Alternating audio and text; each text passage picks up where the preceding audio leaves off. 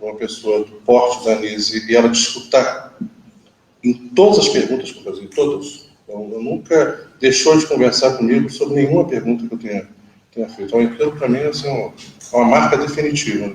E eu tento levar isso para a universidade. Eu lembro de uma conversa dela comigo e com o Mário, que também hoje é professora da Federal Fluminense, e ela falava assim: vocês têm um gosto muito grande pelo estudo, por que vocês não fazem uma carreira para ir para a universidade, para levar essas ideias para a universidade? Porque o pensamento do Jung e dela também fica muito à margem, né? Então, são marginais mesmo, os outsiders. Né? Então, ela chegou a falar isso comigo com mais, e os dois fizeram esse caminho. Né? Então, eu desde o início, quando eu passo no concurso lá em São João del Rei, me proponho a levar o pensamento do Jung e da Nietzsche. Só que quando eu entro para a área de psicologia social, que foi a área que eu fiz doutorado, e para dar aula sobre saúde. Então, é saúde pública, SUS, essas coisas que são extremamente importantes. E eu tive muita dificuldade de entrar na área de clínica, que eu estou entrando no terreno dos outros, né, na universidade, e um domínio muito forte de psicologia comportamental e psicanálise. Então, a gente tem, na clínica, são acho que 12 professores, se não me engano, 6 de psicanálise, 5 de comportamental e 1 de fenomenologia. E a entrada é muito difícil. E quando propus as disciplinas de psicologia analítica, elas foram recusadas pelo pessoal da clínica, porque eu não era da clínica. Eu era da social. Então, eles tentaram delimitar dessa maneira. Mas aí tem alunos, né? Os alunos existem, e eles se movimentam um bocadinho. E aí as disciplinas começaram a entrar. Hoje eu tenho estágio, iniciação científica, mestrado, doutorado, então uma coisa...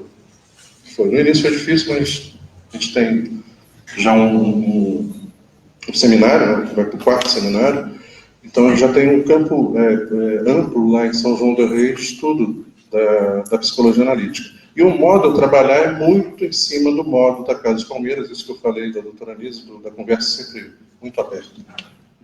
E aí, tenho o maior prazer de convidar vocês para ir lá em São João perceber isso. A gente está hoje com o nosso auditório, cabe 150 pessoas, então a gente não divulga nem muito, porque não cabe muito.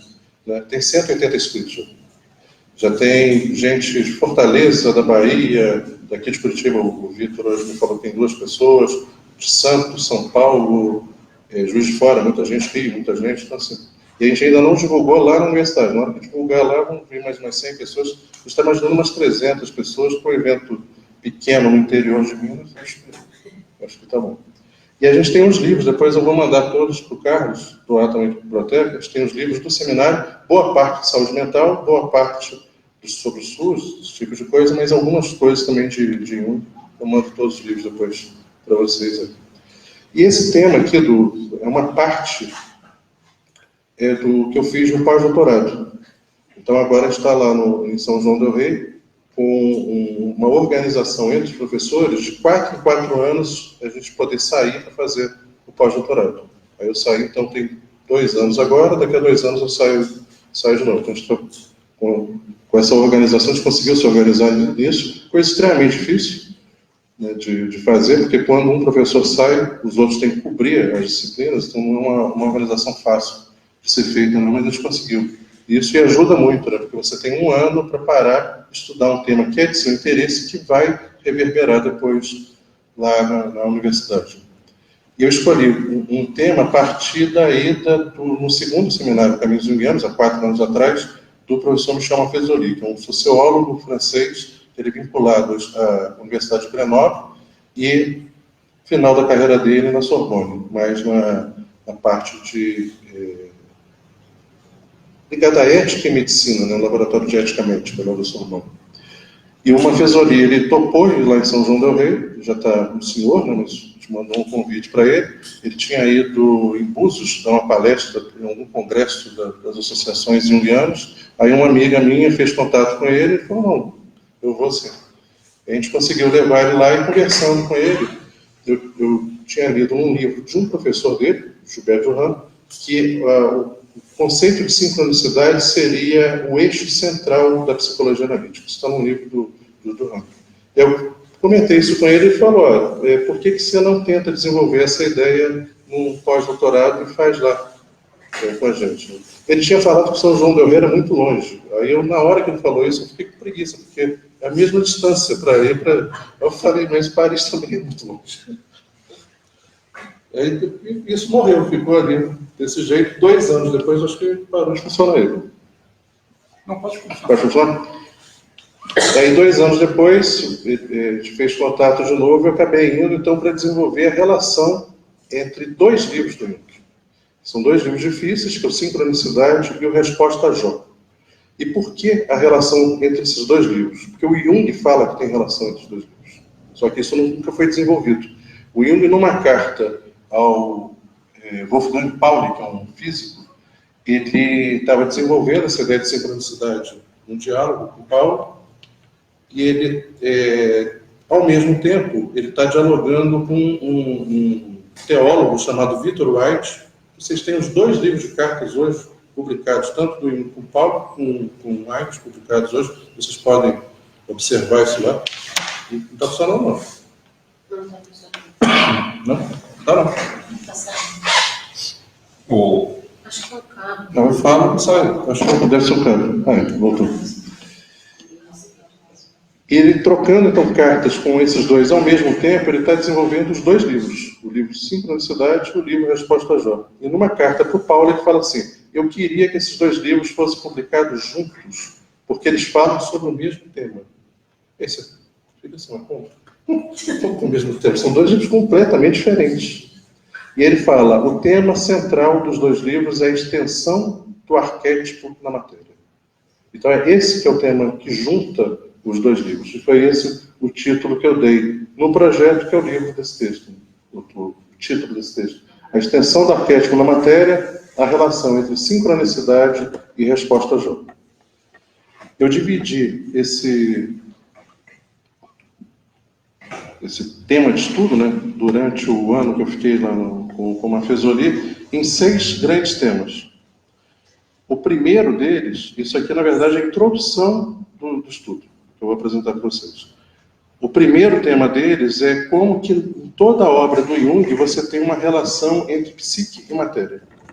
Desde os estudos experimentais no Jung até o Mistério Conúntios. Você vai ter um nos mundos lá no final do Mistério Conúntios, a questão dos opostos, e um dos opostos é psique e matéria. Então, esse é um tema que perpassa a obra inteira do Jung. Isso foi o primeiro tema que eu desenvolvi com mais cuidado, dos 6 que eu separei, e isso agora deve levar uns 2 anos, isso, mas eu fiz um contrato com a editora Vozes, vai virar um livro na Vozes. Foi feito agora em julho mesmo, início de julho. Viram um encontro que a gente fez lá no Museu de Imagem, o pessoal da Vozes estava lá, na hora que eu terminei, eles falaram assim: por que você não faz um livro disso? Eu falei: a gente pode fazer. Mas também, assim, eu falo as coisas, depois aquilo fica guardado em algum lugar. É que nem como a Mafezoli, que levou 2 anos depois para conversar. Aí, isso foi no final do ano passado. E aí, quando foi em junho, uma mestranda minha falou assim: é aquela história da Voz lá, que você não vai fazer? Eu falei: vamos ligar agora para eles aqui. Ligamos. Aí a moça na hora falou: faz, já acertamos certinho, vai ser então o tema, não tem título ainda, que é esse primeiro ponto da extensão do arquétipo na matéria, que é a relação entre psique e matéria. Então, daqui a um ano e meio, 2 anos, a gente tem o primeiro produto grande do pós-doutorado. O primeiro produto pequeno é esse texto aqui. Para abordar essa relação de sincronicidade e resposta a Jó, eu queria que vocês pensassem em 2 coisas antes. Uma, que eu até falei hoje na banca da Maria, é que tem um texto do Jung no livro, volume 8, fugiu o título do livro. A natureza da psique. Na natureza da psique tem um texto que o Jung vai fazer, uma metáfora do espectro de luz. Então ele vai falar que o espectro de luz vai do infravermelho ao ultravioleta. E que ele vai falar então que o nosso psiquismo ele é maleável fazendo esse jogo do infravermelho para o ultravioleta. E ele vai comparar o infravermelho com os impulsos para uma ação. Então a gente é impulsionado para fazer alguma coisa de maneira irrefletida. Então, a gente faz coisas sem pensar. Eu acho que vocês já devem ter feito coisas sem pensar, imagino eu. Não? Então, era uma exceção à regra, que confirma a regra. Então, assim, é algo muito comum da gente fazer coisas, e geralmente a gente faz besteiras. Quando nós fazemos, a gente faz coisas. Então, a gente é levado a fazer. Então, o Jung vai colocar isso como um impulso do campo inconsciente, que ele vai falar instintivo. E, por outro lado, a gente tem a nossa capacidade de criar imagens, de criar verbalização, de criar conceitos, de refletir sobre as coisas. E que ele vai colocar, então, nessa banda ultravioleta. Agora, ele vai chamar a atenção que o ultravioleta não é azul, não é vermelho e azul. É vermelho e ultravioleta. Ultravioleta é mistura de azul com vermelho. Então, a questão do impulso emocional para uma ação é mantida na reflexão. Então, a gente reflete também impulsionado por uma emoção e também para fazer coisas. A gente não reflete para ficar parado. A gente reflete para colocar as coisas em prática. Então, a questão da simbolização para o homem é simbolizar para mudar o mundo, para a gente agir no mundo, né? Pensar só para pensar. Então, a partir dessa metáfora do espectro de luz, eu queria que vocês pensassem nessa relação do livro Sincronicidade e Resposta Jóia, na ideia de extensão do arquétipo para a matéria.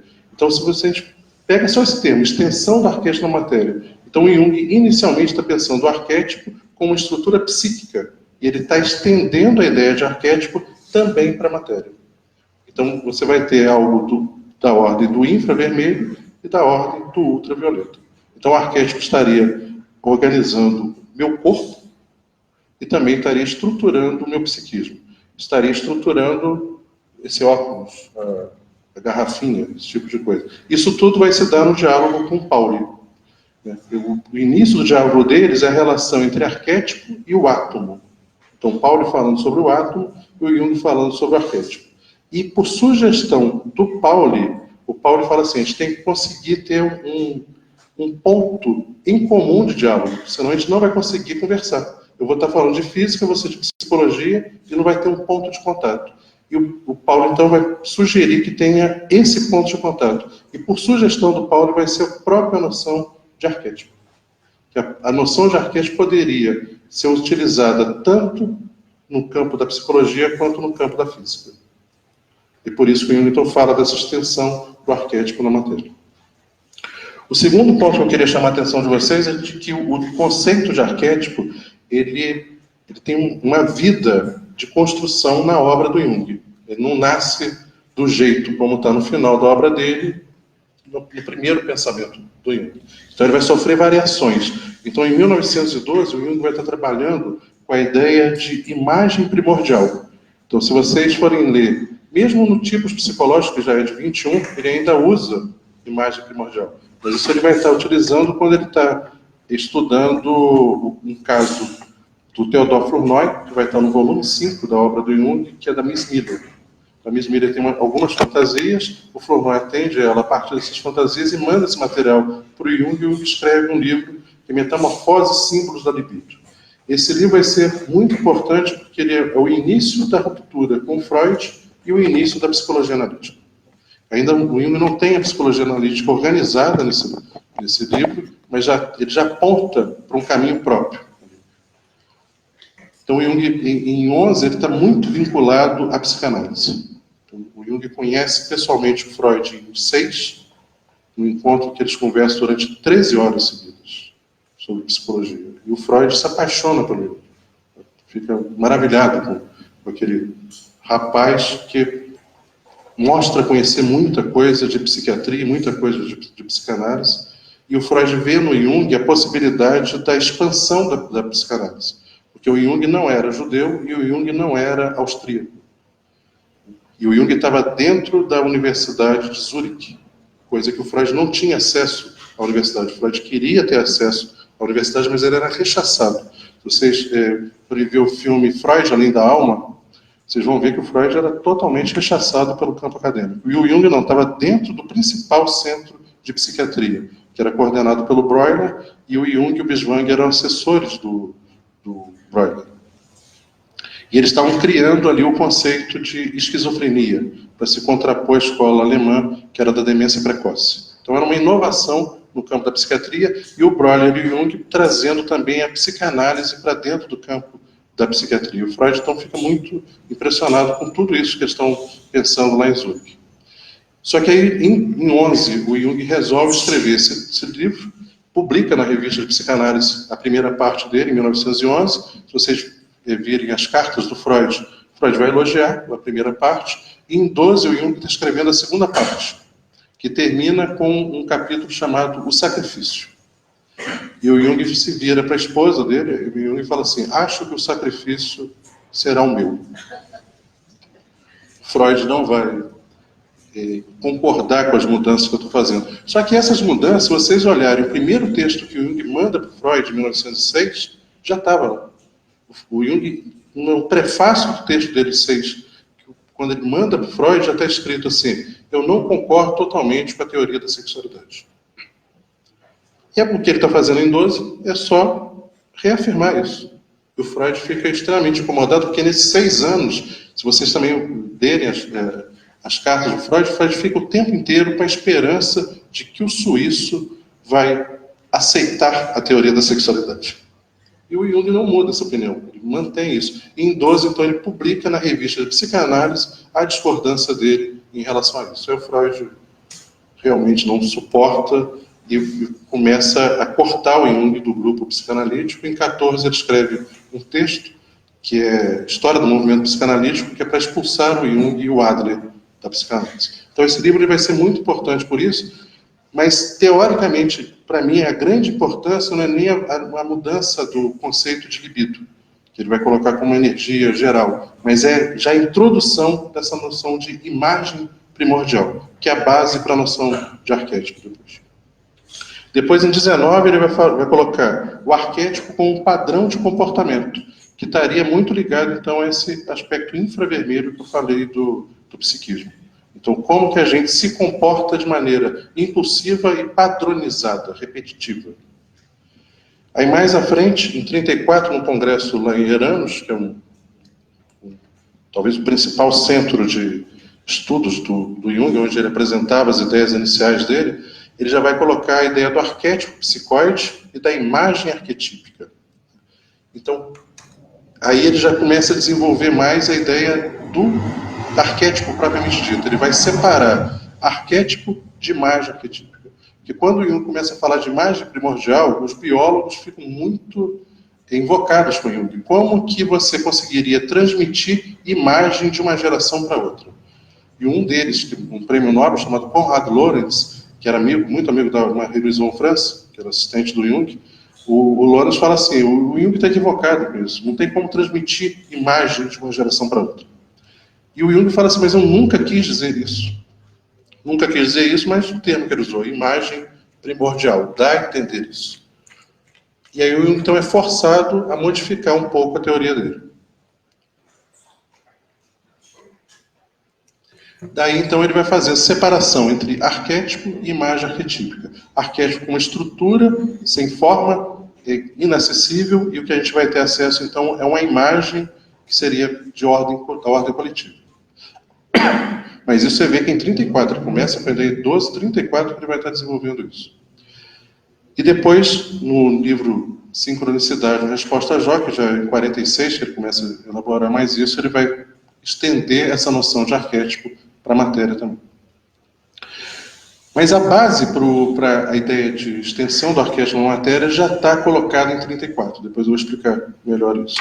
Então eu queria que vocês tivessem essas duas ideias básicas para poder entender o que eu vou falar, que é esse jogo do espectro de luz, e de que a noção de arquétipo ela vai sendo modificada aos poucos no pensamento do Jung. E eu vou estar falando, então, de dois livros, que é o Sincronicidade e a Resposta a Jó. No Sincronicidade, ele vai estar falando sobre coincidências significativas. Que todo mundo, imagino eu, aqui possa contar alguma história de uma coincidência que tenha impactado. Vocês imaginam? Todo mundo deve ter isso. Eu, há 3 anos atrás, morreu um amigo meu, que eu não via há muito tempo. O Roberto, que era professor da UNB, e o Roberto é pai da minha namorada da época que eu fazia estágio na Casa Palmeiras. da Mariana. Não os via há muito tempo, muito. E a gente estava fazendo uma pesquisa lá em São João del Rei sobre a Casas Palmeiras. Então, a gente estava entrevistando, os alunos estavam entrevistando pessoas que trabalharam na Casas Palmeiras. E uma das pessoas era exatamente a Mariana. E quando uma aluna, Noelle, entra em contato com a Mariana fala, pede desculpas ao Walter, mas eu não vou poder dar entrevista, porque meu pai acabou de morrer. E aí a Noelle me fala isso, até para eu dar aula aquele dia foi meio complicado. Está indo fazer um negócio legal, recebe e essa notícia, e passam uns dias eu vou para o Rio. Eu estou andando em Laranjeiras, na Rua das Laranjeiras, no Rio, uma rua comprida, e o Paulo, que é um amigo do Roberto, morava numa rua transversal, a Rua das Laranjeiras. Eu olho e falo assim, o Paulo mora ali. Isso pensando, andando pensando. Eu podia passar lá para conversar com o Paulo, gente que eu não via há 15 anos. Aí eu estou andando na rua, não posso parar, porque eu tinha alguma coisa a fazer, estou andando, e na hora que eu passo em frente a um ponto de ônibus, para um ônibus e o Paulo salta do ônibus na minha frente, assim, né? Você já fica assim meio... assim. E a primeira coisa que o Paulo fala é, você soube que o Roberto morreu? Então, assim, isso é uma coincidência significativa. Aquilo te toca de uma maneira que algum sentido deve ter para aquilo. Assim, é impossível não ter um sentido. Você fica muito desorientado com aquele acontecimento. Como é que uma pessoa que você não vê há 15 anos, você acabou de pensar, ela aparece na sua frente com a notícia de cunho emocional, isso é outro ponto importante, que estava na sua cabeça também. Que estava na minha e estava na dele, inclusive. E a pessoa aparece na sua frente assim, que diacho é? Então, esse é um ponto inicial do livro Sincronicidade. Como que essas coisas acontecem? Só que elas não acontecem de maneira regular que você possa colocar isso num laboratório de pesquisa e fazer previsões de quando que isso vai acontecer. Então, você não tem ali uma relação de causa e efeito. Não é porque eu pensei no Roberto ou no Paulo que o Paulo apareceu na minha frente. Não é porque ele apareceu na minha frente que o Roberto morreu. Então, não tem nada que uma coisa se relacione com a outra de maneira causal. Então, Jung vai considerar que existe uma relação acausal entre os fenômenos. Um fenômeno psíquico e outro psíquico, ou um fenômeno psíquico e um fenômeno físico. Mas existe alguma correlação. E o Jung vai colocar, então, a seguinte questão para o Paulo. Por que a ciência fica estabelecida, fixa, na relação causal? Se existem acontecimentos que são acausais. Não caberia a uma pessoa do campo científico estudar também esses fenômenos? Então, o Jung não está querendo discordar do campo da ciência. Ele está tentando trazer um acréscimo para o campo científico, que seriam as relações acausais. E aí você vai ter também uma questão da temporalidade colocada nessa ideia, que ele vai chamar depois de sincronicidade. Vê que ele não chama de sincrônico, ele chama de sincronístico. Então, tem a ver com o tempo, mas não é ao mesmo tempo necessariamente. E ele vai dar 3 exemplos no livro, um de um evento que acontece num tempo anterior, outro que acontece ao mesmo tempo, e um que pode ser uma previsão do que ainda vai acontecer. Não sei se eu vou lembrar com detalhes dos 3 exemplos, mas depois vocês leem lá no livro. Um deles é o Jung está atendendo uma pessoa no consultório, esse é o exemplo mais conhecido, e uma pessoa que o Jung considera que é muito racional. Então ele não consegue fazer intervenções porque a pessoa racionaliza tudo, ela explica tudo. Então o Jung tenta intervir e ela explica. Tenta intervir e explica. Não vai dar certo essa terapia nunca. E o Jung então pede para ela contar sonhos, para tentar sair desse campo da racionalidade. E a moça explicava os sonhos. Aí não tem jeito. Aí um dia ela chega com um sonho e ela fala, sonhei com um escaravelho. Na hora que ela fala isso, o Jung entendia na casa dele, tem uma janela atrás do Jung e a sala meio sombria, assim, tá claro. E ele escuta um barulhinho na janela, batendo esse barulhinho. Aí ele vai na janela, abre e pega no voo um besouro. Ele entrega para ela e fala assim, o escaravelho do seu sonho. Como se ele estivesse dizendo para ela, agora explica. Me diz o que é isso.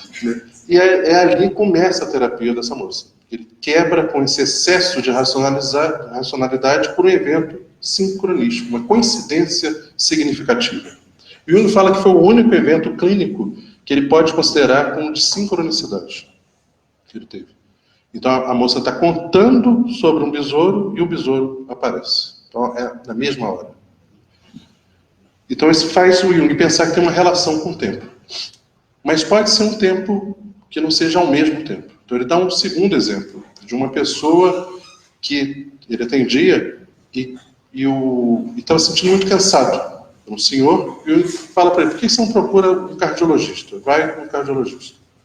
Ele então marca de ir no cardiologista e ele sai de casa, vai no consultório, o médico faz lá os exames e fala que está tudo bem. E ele sai do consultório e tem um ataque cardíaco. Quando ele sai do consultório. Só que a esposa dele, em casa, já estava apreensiva. Na hora que ele sai de casa, ela já estava apreensiva e fala assim: vai acontecer alguma coisa. Por que ela ficou apreensiva? Porque quando morreu a avó dela, eles estavam velando a avó, pássaros pousaram no telhado da casa dela. Depois, quando a mãe dela morreu, elas estão velando a mãe, pássaros pousaram no telhado. E nesse dia, quando o marido sai para ir no consultório, pássaros pousaram no telhado. E a mulher já fica apreensiva, alguma coisa vai acontecer. Então, o cara está lá no consultório recebendo notícia, está tudo certo, e ele tem um ataque em seguida, mas a mulher já estava insegura com o que poderia acontecer. Então, você vê, de novo, algo que está no psiquismo da esposa e está acontecendo o que ela está imaginando com ele em outro lugar, completamente diferente. Então, você vê que tem uma relatividade do espaço e do tempo nesse tipo de situação de coincidência significativa. E o terceiro exemplo que ele dá é que ele lê num livro do Kant sobre uma imagem do Swedenborg. O Swedenborg fala que ia ter um incêndio muito grande, ele imagina um incêndio muito grande em Estocolmo. E acontece o incêndio. Uns minutos depois acontece o incêndio. E aí você vê que é como se fosse uma previsão. Foi um pouco antes de acontecer o incêndio. Então, o Jung vai falar isso. Tem a ver com o tempo, mas pode ser um pouco antes, um pouco depois, no mesmo tempo. Mas o importante é que tem uma relação com o tempo e tem uma coincidência significativa, e o que acontece entre os dois eventos não está explicado pela causalidade. Então, são os três fatores principais que o Jung vai trabalhar nesse livro, Sincronicidade. E o ponto-chave que liga os três temas é o do significado. Então, esse evento significativo faz com que a gente busque um sentido para aquilo, que a gente dê um sentido. Só que a gente vai dar um sentido em algo que já está no próprio evento. A gente não vai dar um sentido aleatório. Então, você tem um sentido que é dado de maneira subjetiva, mas você já tem um sentido no próprio evento que é objetivo. Então, aí que você também tem essa ideia da extensão do arquétipo na matéria. Está dando para acompanhar? E o outro livro, que é o Resposta a Jó, isso nasce das inquietações do Jung com a ideia do mal. Por que o mal acontece no mundo? O Jung foi considerado por muitos, inclusive pelo Binswanger, que era um amigo dele, como um gnóstico. Então o Jung ele andava até com um anel do gnosticismo. Se vocês verem fotos do Jung, tem um anel preto, arredondado, preto, um anel ligado ao gnosticismo. E o que os gnósticos faziam? Eles questionavam exatamente por que o mal existe no mundo, se Deus que fez o mundo, por que não fez só coisas boas? Então os gnósticos estão questionando a própria criação do mundo, tendo essa dualidade de bem e de mal. Então que o mal não seria uma deturpação do bem. O mal já estaria inserido no próprio mundo, na própria criação do Deus. E o Jung então fica com essas ideias na cabeça. Depois eu vou falar um pouquinho de onde que vem isso aí, desde a infância do Jung, essa preocupação dele com o mal. E ele, lendo Resposta a Jó, que é um livro que vai falar sobre o mal, e ele dialogando com Victor White, ele então escreve esse livro, Resposta a Jó. O básico do livro é de que a história do Jó todo mundo conhece? Tem alguém que não conhece? Todo mundo? Também, se não conhecer, é só ler a Bíblia. Jogar no Google, se jogar no Google, Jó, Bíblia, vai aparecer. Então, o sujeito que tinha tudo o que ele queria, e o diabo vira para Deus e fala assim, ó, você fica aí falando que o Jó te adora, mas você dá tudo para ele, tira. Então você vê que o diabo tem uma interferência direta nas atuações de Deus ali nesse texto do Jó. Tira as coisas dele e vê se ele vai continuar te adorando. E aí, como um acordo, que é muito parecido com o livro do Fausto, que foi muito importante para ele também, como um acordo entre Deus e o diabo, Deus tira tudo do Jó, mata a família dele, tira a riqueza, faz uma desgraça na vida do Jó. E o Jó continua gostando de Deus. E o Jung, então, vai falar que essa atitude do Jó conscientiza Deus da atitude dele. E aí você vai ter um paralelo psicológico, o Jung está sempre falando de psicologia, está falando de teologia. Um paralelo entre a relação do ego, que seria representado pelo Jó, com o si mesmo, que seria representado por Deus. Só que o si mesmo, ele, apesar de ser a totalidade do psiquismo, ele está no campo inconsciente. O ego está no campo da consciência. Então, o ego está trazendo para o campo da consciência aspectos desse divino maléfico, inclusive. E o Jung vai colocar uma ideia que para os teólogos é um problemaço. O Vaticano depois chamou a atenção do Victor White quando o Jung publica o livro Resposta a Jó, falando, olha com quem você está andando. olha a ideia desse sujeito aí. E o Victor White, então, recrimina o Jung. Fala assim, enquanto a gente estava conversando por carta, eu estava adorando isso que você estava falando. Mas você falou que não ia publicar. E você publicou, isso me trouxe problemas. Complicou com o pessoal do Vaticano. E o Jung rompe o Victor White, que acha que aquilo não é uma questão da verdade do conhecimento. Assim, eu penso isso, eu quero falar isso. Eu não posso me restringir porque alguém não vai gostar. O Jung vai colocar qual que é a ideia dessa extensão do arquétipo na matéria. É que Deus, para responder a Jó, por que eu fiz isso com você, ele vai ter que criar o Cristo, que é o homem-Deus, ou Deus-homem. Então, é o Deus no homem. Então, é o arquétipo, Deus colocado na matéria, um ser como nós. Então, ele é como nós, mas ao mesmo tempo ele é Deus. E a frase que liga os dois, Cristo e Jó, é quando Cristo está na cruz e pergunta, por que você fez isso comigo? Que é a mesma pergunta do Jó. Então, o Cristo não deixa de acreditar, até porque ele é o próprio Deus, mas ele fica impressionado com o mal. Por que isso? Então, essa pergunta do Cristo é a resposta a Jó. É o Deus falando, eu também sofro como vocês. Eu não só faço sofrer, eu também sofro, junto com vocês. Então, esse livro é um livro dos mais polêmicos do Jung, e eu acho ele o mais bonito, o mais bem escrito do Jung. É uma obra literária maravilhosa. Não estou diminuindo, falando que a obra literária, não, estou elogiando. E aí você também vai ter uma questão da parcimônia epistemológica do Jung. O Jung, o tempo inteiro, tanto no livro quanto nas cartas, ele diz, eu não faço teologia, eu faço psicologia. Então ele está trazendo o debate sempre para o campo da psicologia. E com isso o Jung está colocando uma questão que é fundamental no campo acadêmico, poucas vezes a gente vê acontecer, que é a ideia da interdisciplinaridade. Então, para você ter interdisciplinaridade, você tem que ter as disciplinas. O Jung está falando, eu sou psicólogo, eu posso até ler livros teológicos, livros de física, livros de mitologia, de antropologia, mas eu sou psicólogo. Eu vou me ater ao meu campo e vou me ater ao meu campo. Eu posso me abrir para o diálogo com os outros campos. Então, para ter interdisciplinaridade, tem que ter a disciplina. Então, o Jung nunca vai ultrapassar o campo dele, mas ele vai sofrer interferência dos outros campos e vai querer interferir nos outros campos.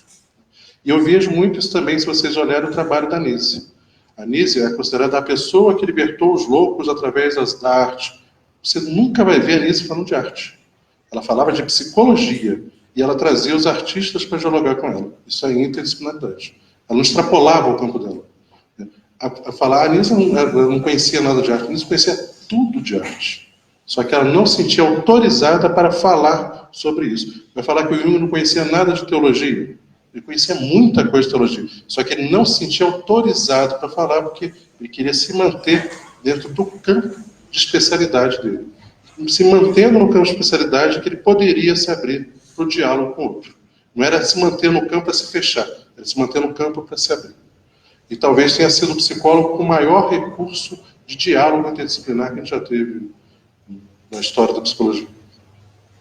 E aí os dois interlocutores dele para esses dois livros, o Pauli, o físico para o sincronicidade, e o teólogo Victor White para o Resposta a Jó. A gente está fazendo um texto que também é um pedacinho do pós-doutorado, eu com três alunos lá, um do mestrado e 2 do doutorado lá de São João. A gente está fazendo um texto que é exatamente uma intersecção entre está vendo o que o Jung dialogou sobre física com White e o que o Jung dialogou sobre teologia com Pauli. Trocou as bolas ali para ver, para mostrar que o diálogo era mais intenso do que eu falo de física e psicologia com físico e falo de teologia e psicologia com teólogo. Ele misturava essas conversas também. Aí agora sim, eu pedi desculpa para vocês que eu vou ler um pedaço do texto, também pedi desculpas que eu achava que estava sendo de uma gripe, mas acho que não estou não, acho que ainda estou dentro dela. Então eu vou ler uns pedacinhos aqui. Os aspectos referentes à religiosidade são abordados de diversas maneiras ao longo da obra de Jung. Então eu elenquei aqui 13 aspectos da religiosidade na obra do Jung. Deve ter outros. Isso aí eu fui colocando de maneira aleatória, de memória. Não parei detidamente para procurar, mas quem for procurar vai achar mais. Então, primeiro é como experiência imediata, luminosa, dele próprio, de seus pacientes de místicos. Então, uma experiência religiosa. O segundo é como saber que se contrapõe, como um saber que se contrapõe aos atos de fé. Então, a pessoa acredita e o Jung quer conhecer sobre aquilo que se acredita. Na relação entre experiência e dogma. Então, você vai ter uma experiência, que pode ser chamada de religiosa, e a igreja vai transformar isso em dogmas. Em algo que está sedimentado. Então, você vai ter, por exemplo, uma experiência de Fátima. As 3 crianças que vêm Nossa Senhora lá em Fátima. A igreja vai transformar isso num dogma da questão do marianismo. 4. A partir dos efeitos terapêuticos das grandes religiões. O Jung vai falar que as grandes religiões, catolicismo, hinduísmo, grandes religiões, se vocês imaginarem, elas vão ter um efeito nas pessoas, de que o Jung vai considerar efeito terapêutico.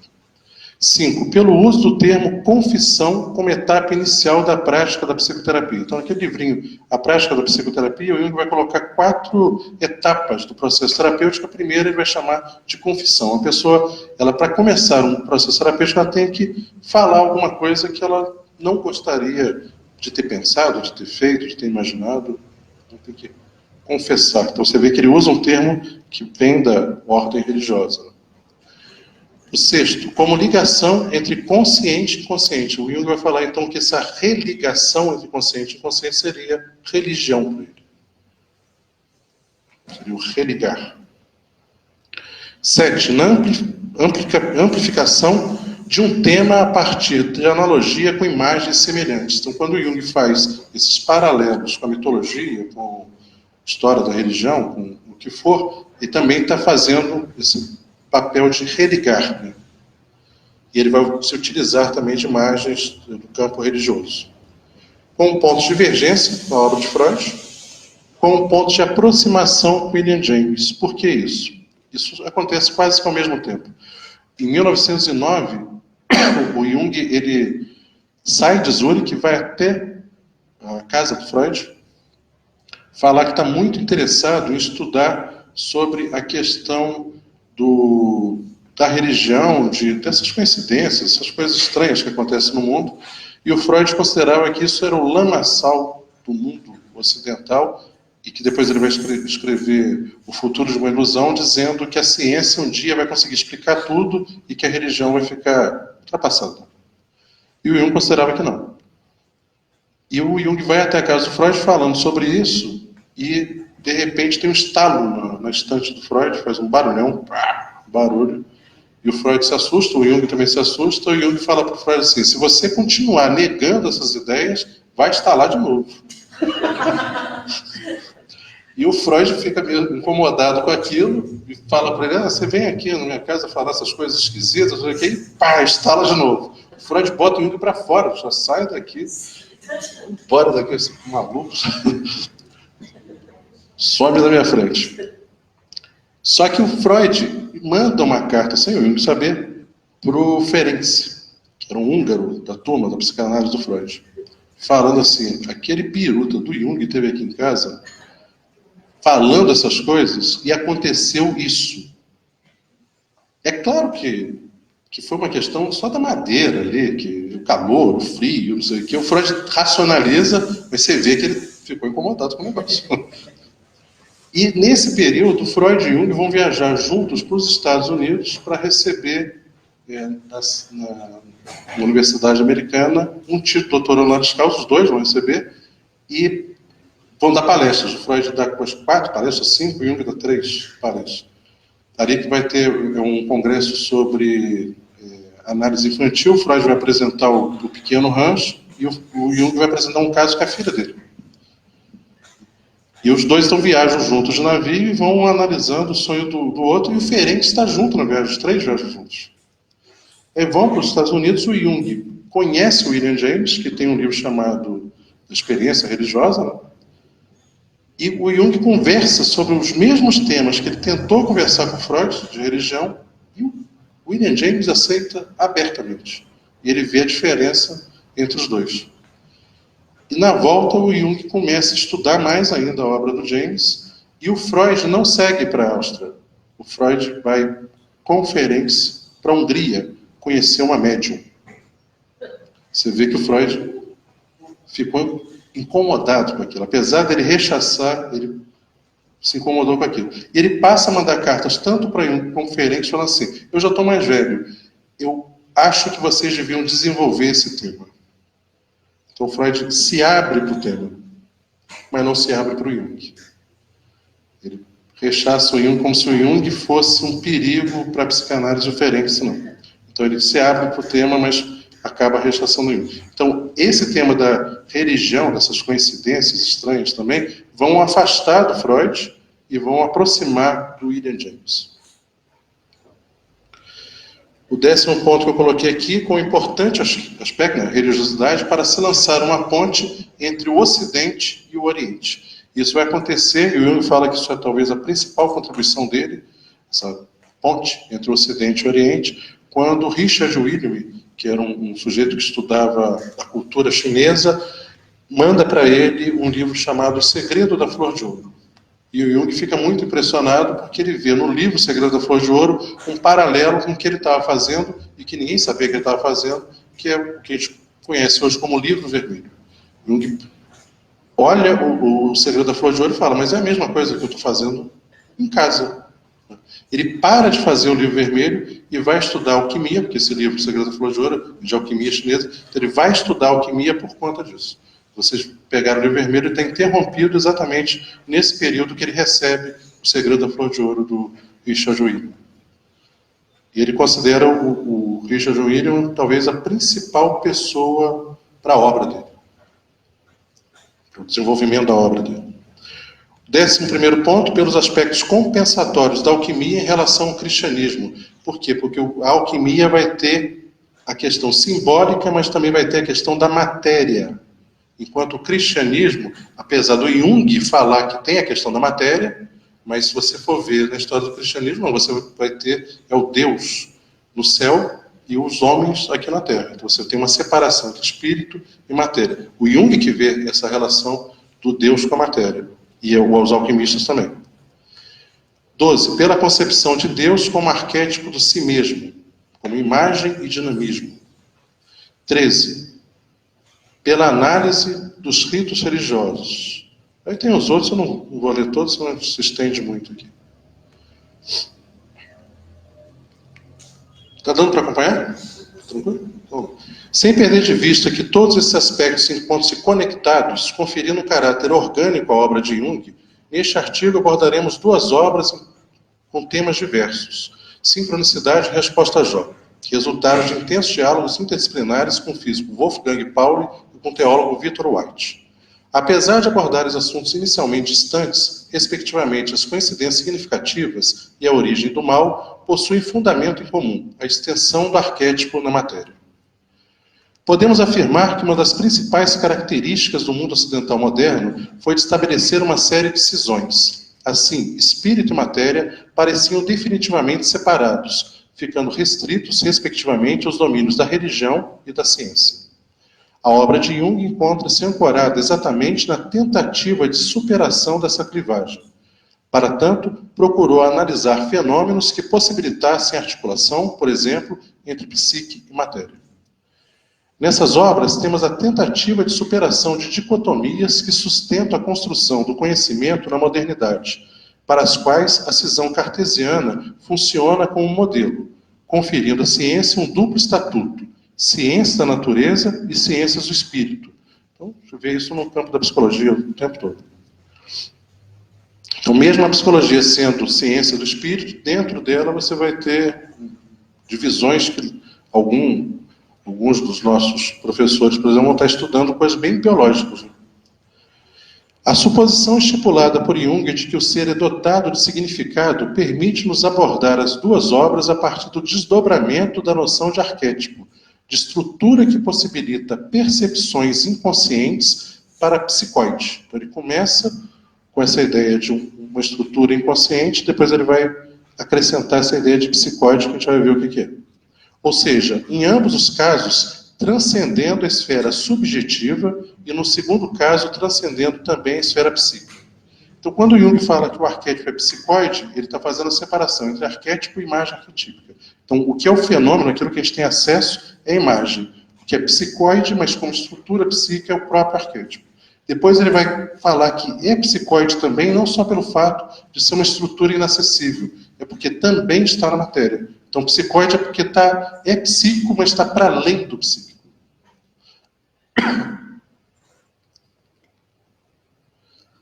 Essa extensão do arquétipo pode ser compreendida como a conexão acausal entre eventos psíquicos e físicos, denominados por Jung como fenômenos sincronísticos, assim como a resposta de Deus a Jó, o nascimento de Cristo como encarnação divina.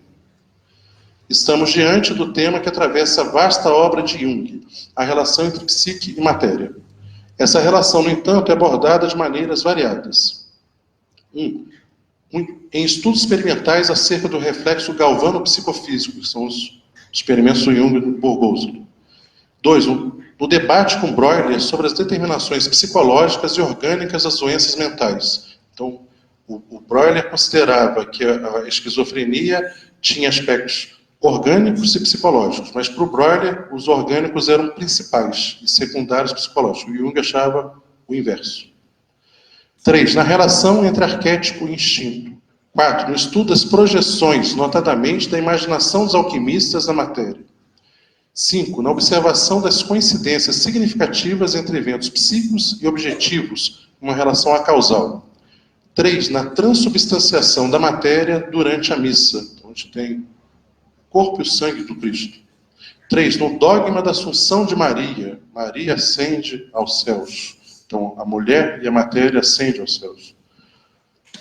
Isso também vai estar ligado com o tema do mal. Esse é outro livro do Jung que ele vai falar do mal. 8. Na encarnação de Deus como homem. Então, esses são os 8 temas que eu vi da relação da psique com matéria, que isso que vai ser, na verdade, o livro lá da Vozes. Para abordar a relação entre arquétipo e instinto, ou seja, entre formas de apreensão e de ação, Jung utiliza a analogia do espectro de luz, que vai do infravermelho, instinto, ao ultravioleta, arquétipo. Continuando a analogia, Jung diz que a cor vermelha representa de maneira adequada os instintos, enquanto o azul caracteriza o espírito, sendo a cor violeta uma combinação de azul com vermelho. Temos a possibilidade de junção entre instinto e espírito, ou seja, a caracterização de um aspecto paradoxal do psiquismo, o arquétipo. Então, o arquétipo Jung é um paradoxo. Ele é tanto matéria quanto psiquismo. Este não é apenas uma imagem autônoma, mas também um dinamismo que se reflete na luminosidade e no poder fascinador da imagem arquetípica. Então, o arquétipo para o Jung, ele vai estar representado por imagens coletivas, mas são imagens que causam impacto emocional, criam um dinamismo psíquico e também criam um impacto na relação com o outro. E aí você vai ter algumas imagens do Jung e também o que ele vai chamar do céu sem Deus. O Jung, quando era menino, um dia ele está indo do colégio para casa e ele olha a igreja principal da cidade dele e vem na cabeça dele uma imagem de Deus sentado no trono acima da igreja. Quem for muito católico, saia da sala, porque eu vou falar, não é muito bonito. Então o Jung vê isso, ele para a imaginação dele, ele fica muito incomodado com o que ele imaginou e ele trava. E ele vai para casa, ele fica 3 dias perturbado sem conseguir dormir direito. Isso é um menino adolescente. E aí, um dia ele acorda de madrugada e ele fala, não, eu tenho que pensar o que eu imaginei.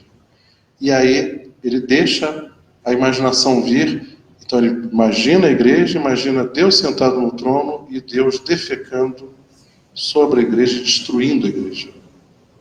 Então, essa imagem de Deus destruindo a própria igreja dele vai colocar para o Jung a seguinte questão, que é da institucionalização da religião e da experiência religiosa. Isso vai ser um grande embate com o pai dele, que era pastor. O Jung fazia perguntas para o pai e o pai falava assim, eu acredito. É assim, eu acredito, está escrito na Bíblia, eu acredito. E o Jung falava assim, mas por que é assim? Ele queria entender, ele queria compreender. Isso depois, o Jung velhinho, ele vai dar uma entrevista para a BBC, que vai ficar conhecida, o repórter pergunta para ele se ele acreditava em Deus.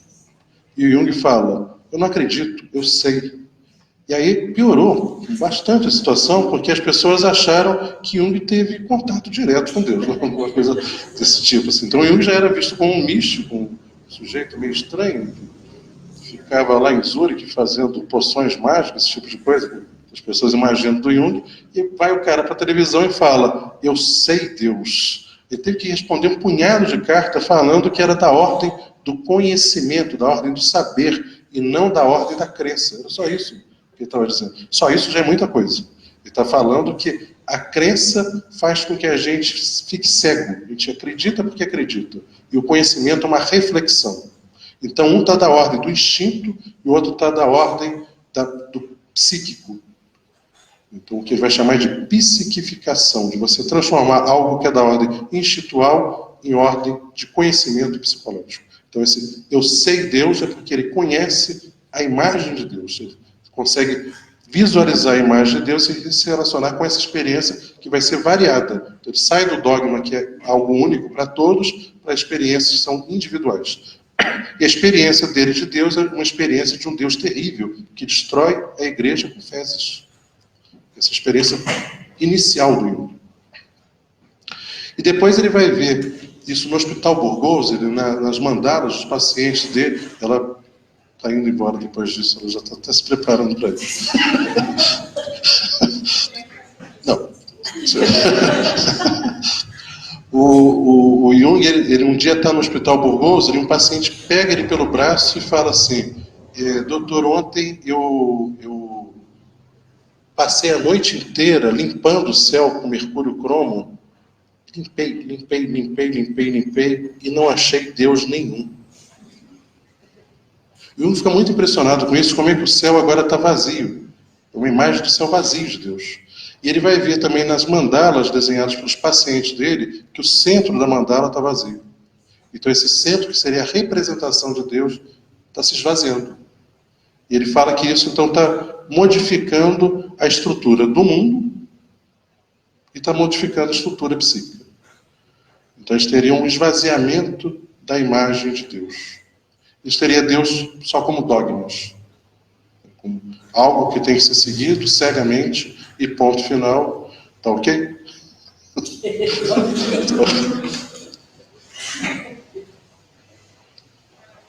A noção de arquétipo é, portanto, fundamental para compreendermos a relação entre psique e matéria na abordagem de Jung. Em Psicologia e Alquimia, Jung desenvolve o tema a partir da natureza psíquica da obra alquímica.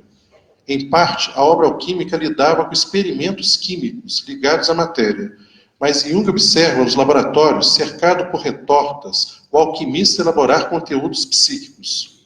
Nesse ambiente aconteciam séries de projeções de conteúdos psíquicos nos materiais de trabalho.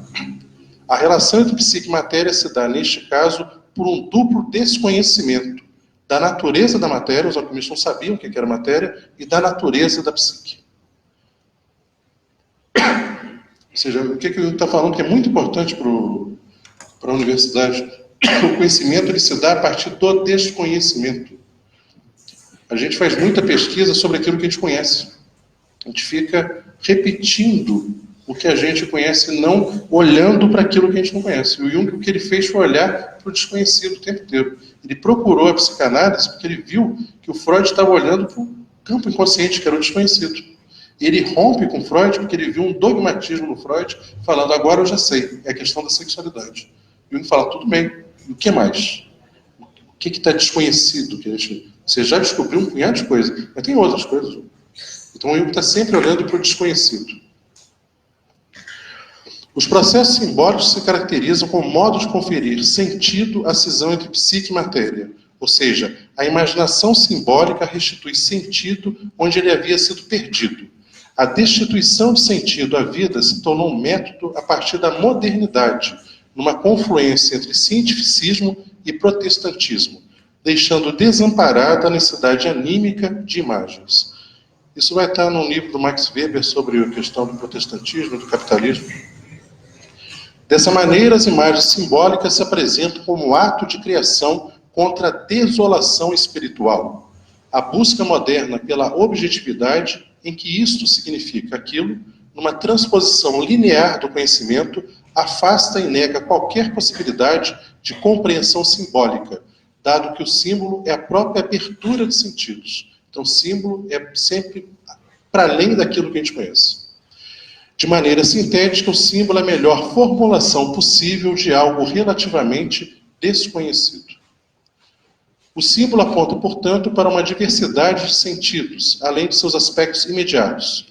Essas imagens simbólicas emanam do inconsciente, não pertencendo ao nosso mundo empírico, são a priori de caráter arquetípico. Devemos ressaltar que o caráter arquetípico realiza de maneira intermediária entre a psique e a matéria, não sendo limitado nem pelo abstrato nem pelo concreto. A função simbólica encontra-se, por um lado, enraizada no corpo e, por outro, suspensa nas imagens, que era aquilo que eu estava falando do infravermelho e do ultravioleta. Como é que a gente está de tempo? Carlos? Carlos? Oi. Como é que a gente está de tempo? Já são 7h07. Como é que vocês estão? Tranquilo? Pode continuar? Então, aqui eu só queria chamar a atenção para algo que eu até falei também hoje na banca da Maria, que é a questão da fantasia. O que vai ligar para o Jung, e a fantasia para o Jung, a fantasia simbólica, que vai ligar corpo e psique, espírito e matéria, esses efeitos sincronísticos. Falou de novo. É a questão da fantasia. Você vai ter dois... Oi. Pode falar. Alô? Você vai ter dois livros básicos onde o Jung vai estar tratando da questão da fantasia. Só que são dois livros que ele aborda de maneira diferente. Então, no volume 5, que é o símbolo da transformação, ele vai colocar uma contraposição entre a fantasia e o pensamento dirigido. Ele vai chamar de pensamento fantasia e pensamento dirigido. Isso está baseado no William James, está no iníciozinho do livro, no capítulo, os dois tipos de pensamento, uma coisa assim. Então, isso aqui que eu estou tentando fazer com uma certa dificuldade, quando a gripe, que é dirigir o pensamento, que é organizar uma fala para tentar ser o mais claro possível para passar uma ideia para vocês, e vocês também estão dirigindo o pensamento de maneira atenta, dá para ver no rosto da grande maioria, uma atenção, para tentar compreender o que eu estou falando. Então, eu estou dirigindo o pensamento e vocês também. Só que, volta e meia, quando a gente está falando para algumas pessoas, você está falando e algumas pessoas começam a olhar para o teto, geralmente. Não sei para onde estão olhando, mas estão olhando para o teto. Em aula é muito comum, isso, muito, muito comum. Você está falando, não me incomoda em nada, absolutamente nada. Não me incomoda porque eu li esse livro do Jung. Se eu não tivesse lido, eu ficaria bem incomodado. É muito cansativo você dirigir o pensamento por muito tempo. Então a gente fantasia para sair desse cansaço. Então Jung vai colocar esses dois tipos de pensamento. O pensamento dirigido, que é cansativo, dirigido ao outro, e o pensamento fantasia, que não cansa, que ele é contínuo, que é esse devaneio. Então você vê que nesse livro ele contrapõe fantasia a esse pensamento dirigido, esse pensamento mais racional. No Tipos Psicológicos, que é o livro seguinte, que é o volume 6, ele vai falar o seguinte: você tem duas formas de conhecimento básico na ciência, que é o empirismo. Então, para conhecer essa garrafa, eu tenho que observar a garrafa. E o racionalismo, que é o pensar sobre como que essa garrafa pode ser produzida, algo desse tipo. Então, são as duas formas básicas de conhecimento do campo da ciência, que é o empirismo e o racionalismo. É Francis Bacon e René Descartes. E o Jung vai se colocar no meio. Ele vai falar: eu não me satisfaço nem com um modo, nem com outro. E o Tipos Psicológicos, além de ser um livro sobre tipologia, é um livro sobre epistemologia. Ele está falando sobre modos de apreensão do mundo. E o Jung vai falar que o ser humano ele apreende o mundo através da fantasia. Então o que o Descartes fala, penso, logo existo, o Jung vai falar assim, fantasio, logo existo. Ele não fala essa frase não, mas seria a conclusão desse livro, seria essa.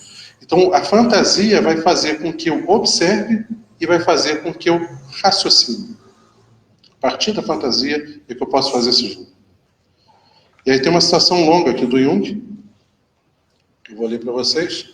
A realidade viva não é dada exclusivamente pelo produto do comportamento real e objetivo das coisas, nem pela fórmula ideal, mas pela combinação de ambos no processo psicológico vivo, pelo esse em ânima, que é a coisa na alma, coisa em nós. Somente através da atividade vital específica da psique alcança a impressão sensível àquela intensidade. É a ideia, aquela força eficaz que são os dois componentes indispensáveis da realidade viva. Esta atividade autônoma da psique, que não pode ser considerada uma reação reflexiva às impressões sensíveis, nem um órgão executor das ideias eternas, é como todo o processo vital um ato de criação contínua. Ele está falando que isso é um ato de criação contínua, está o tempo inteiro. A psique cria realidade todos os dias. Isso é um ponto básico da obra de Jung. A única expressão que me ocorre para designar essa atividade é fantasia. Então a fantasia cria realidade todos os dias. Então para o Jung, como no campo da psicologia, a realidade para o Jung é a fantasia. Para um físico, talvez seja a matéria. Para o Jung, como psicólogo, é a fantasia a realidade. Depois vai ter uma relação dessa ideia de um ato de criação contínua com a sincronicidade, né? Exatamente. Você pegou o ponto. De criação de tempo. Isso. Então, você vai ter a fantasia como algo contínuo e o fenômeno sincronístico como uma criação no tempo. Então, você pegou... Isso. Então, vamos pegar lá a minha história lá com a morte do Roberto, encontro com o Paulo na rua. Eu estou imaginando ali o Roberto, lembrando dele. O Paulo está fazendo provavelmente a mesma coisa. Nós tínhamos relações de amizade ali. Então, na hora que morre um amigo, você acaba volta e meia pensando nele. Isso é uma criação contínua. Então, eu estou ali criando ou recriando o meu mundo da época que eu convivi com o Paulo, com o Roberto, com a Mariana, com a Lourdinha, o pessoal dali, que o Paulo devia estar fazendo a mesma coisa. De repente, tem uma criação no tempo que eu e o Paulo, um aparece na frente. O Paulo apareceu na minha frente, mas se o Paulo contar, vai falar que o Walter apareceu na frente dele.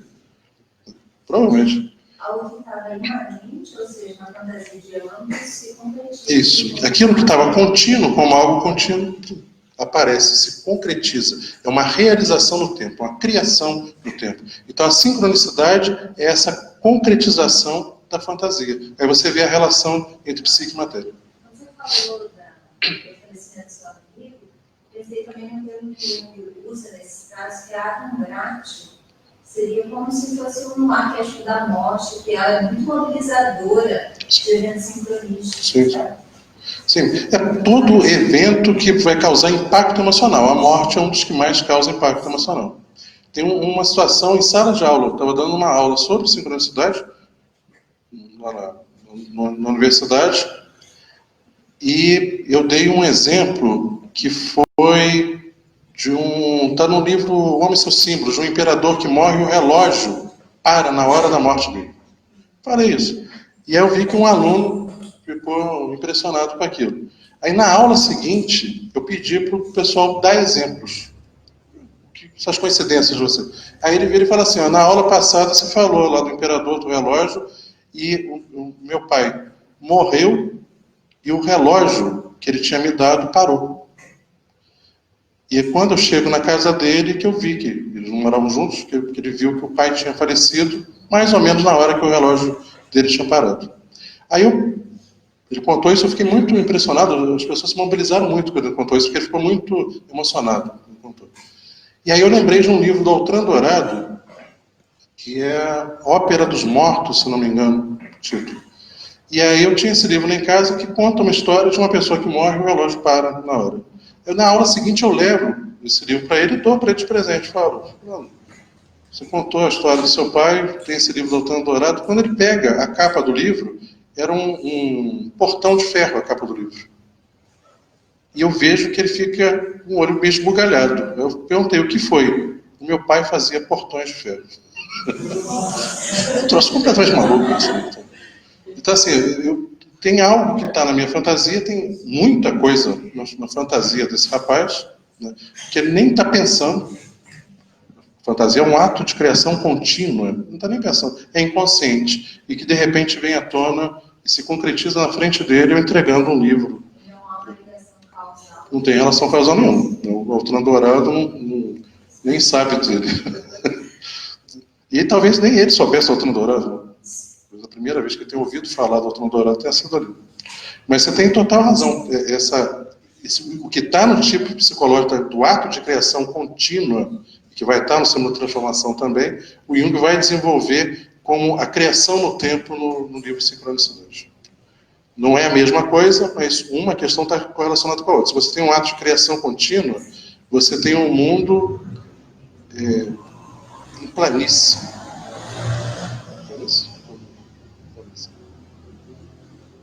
E de repente alguma coisa se destaca. De repente cria-se uma pequena montanha, um morrinho, que é algo que te chama a atenção. Você sai da mesmice e algo acontece. Algo que já estava ali. Então, o que estava em contínuo, ele se desdobra no mundo.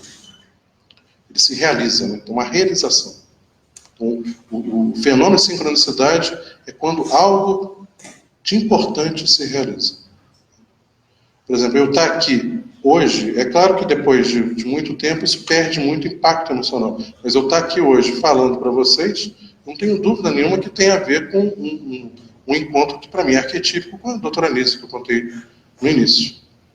Então, quando tem um encontro com aquela senhora ali, alguma coisa que já estava em mim emerge e me coloca na cabeça, eu preciso falar sobre essa mulher. Eu vou fazer isso a minha vida toda. Não tenha dúvidas que eu vou fazer isso a minha vida toda. Então, eu estar aqui no Paraná tem a ver com esse ato de criação no tempo, que é um menino tomando um susto com uma senhora. Eu me tornei junguiana porque eu assisti Em Busca do Espaço Cotidiano aqui na praça do cinema.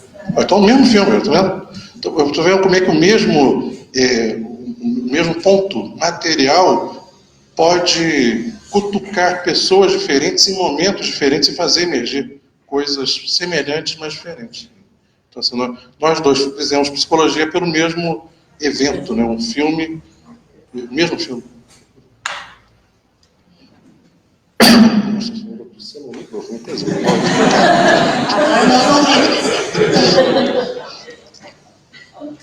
Então, dessa citação do Jung, grande aí, a gente vai ter 3 pontos que eu queria destacar. Um é a realidade, é uma combinação entre ideia e matéria.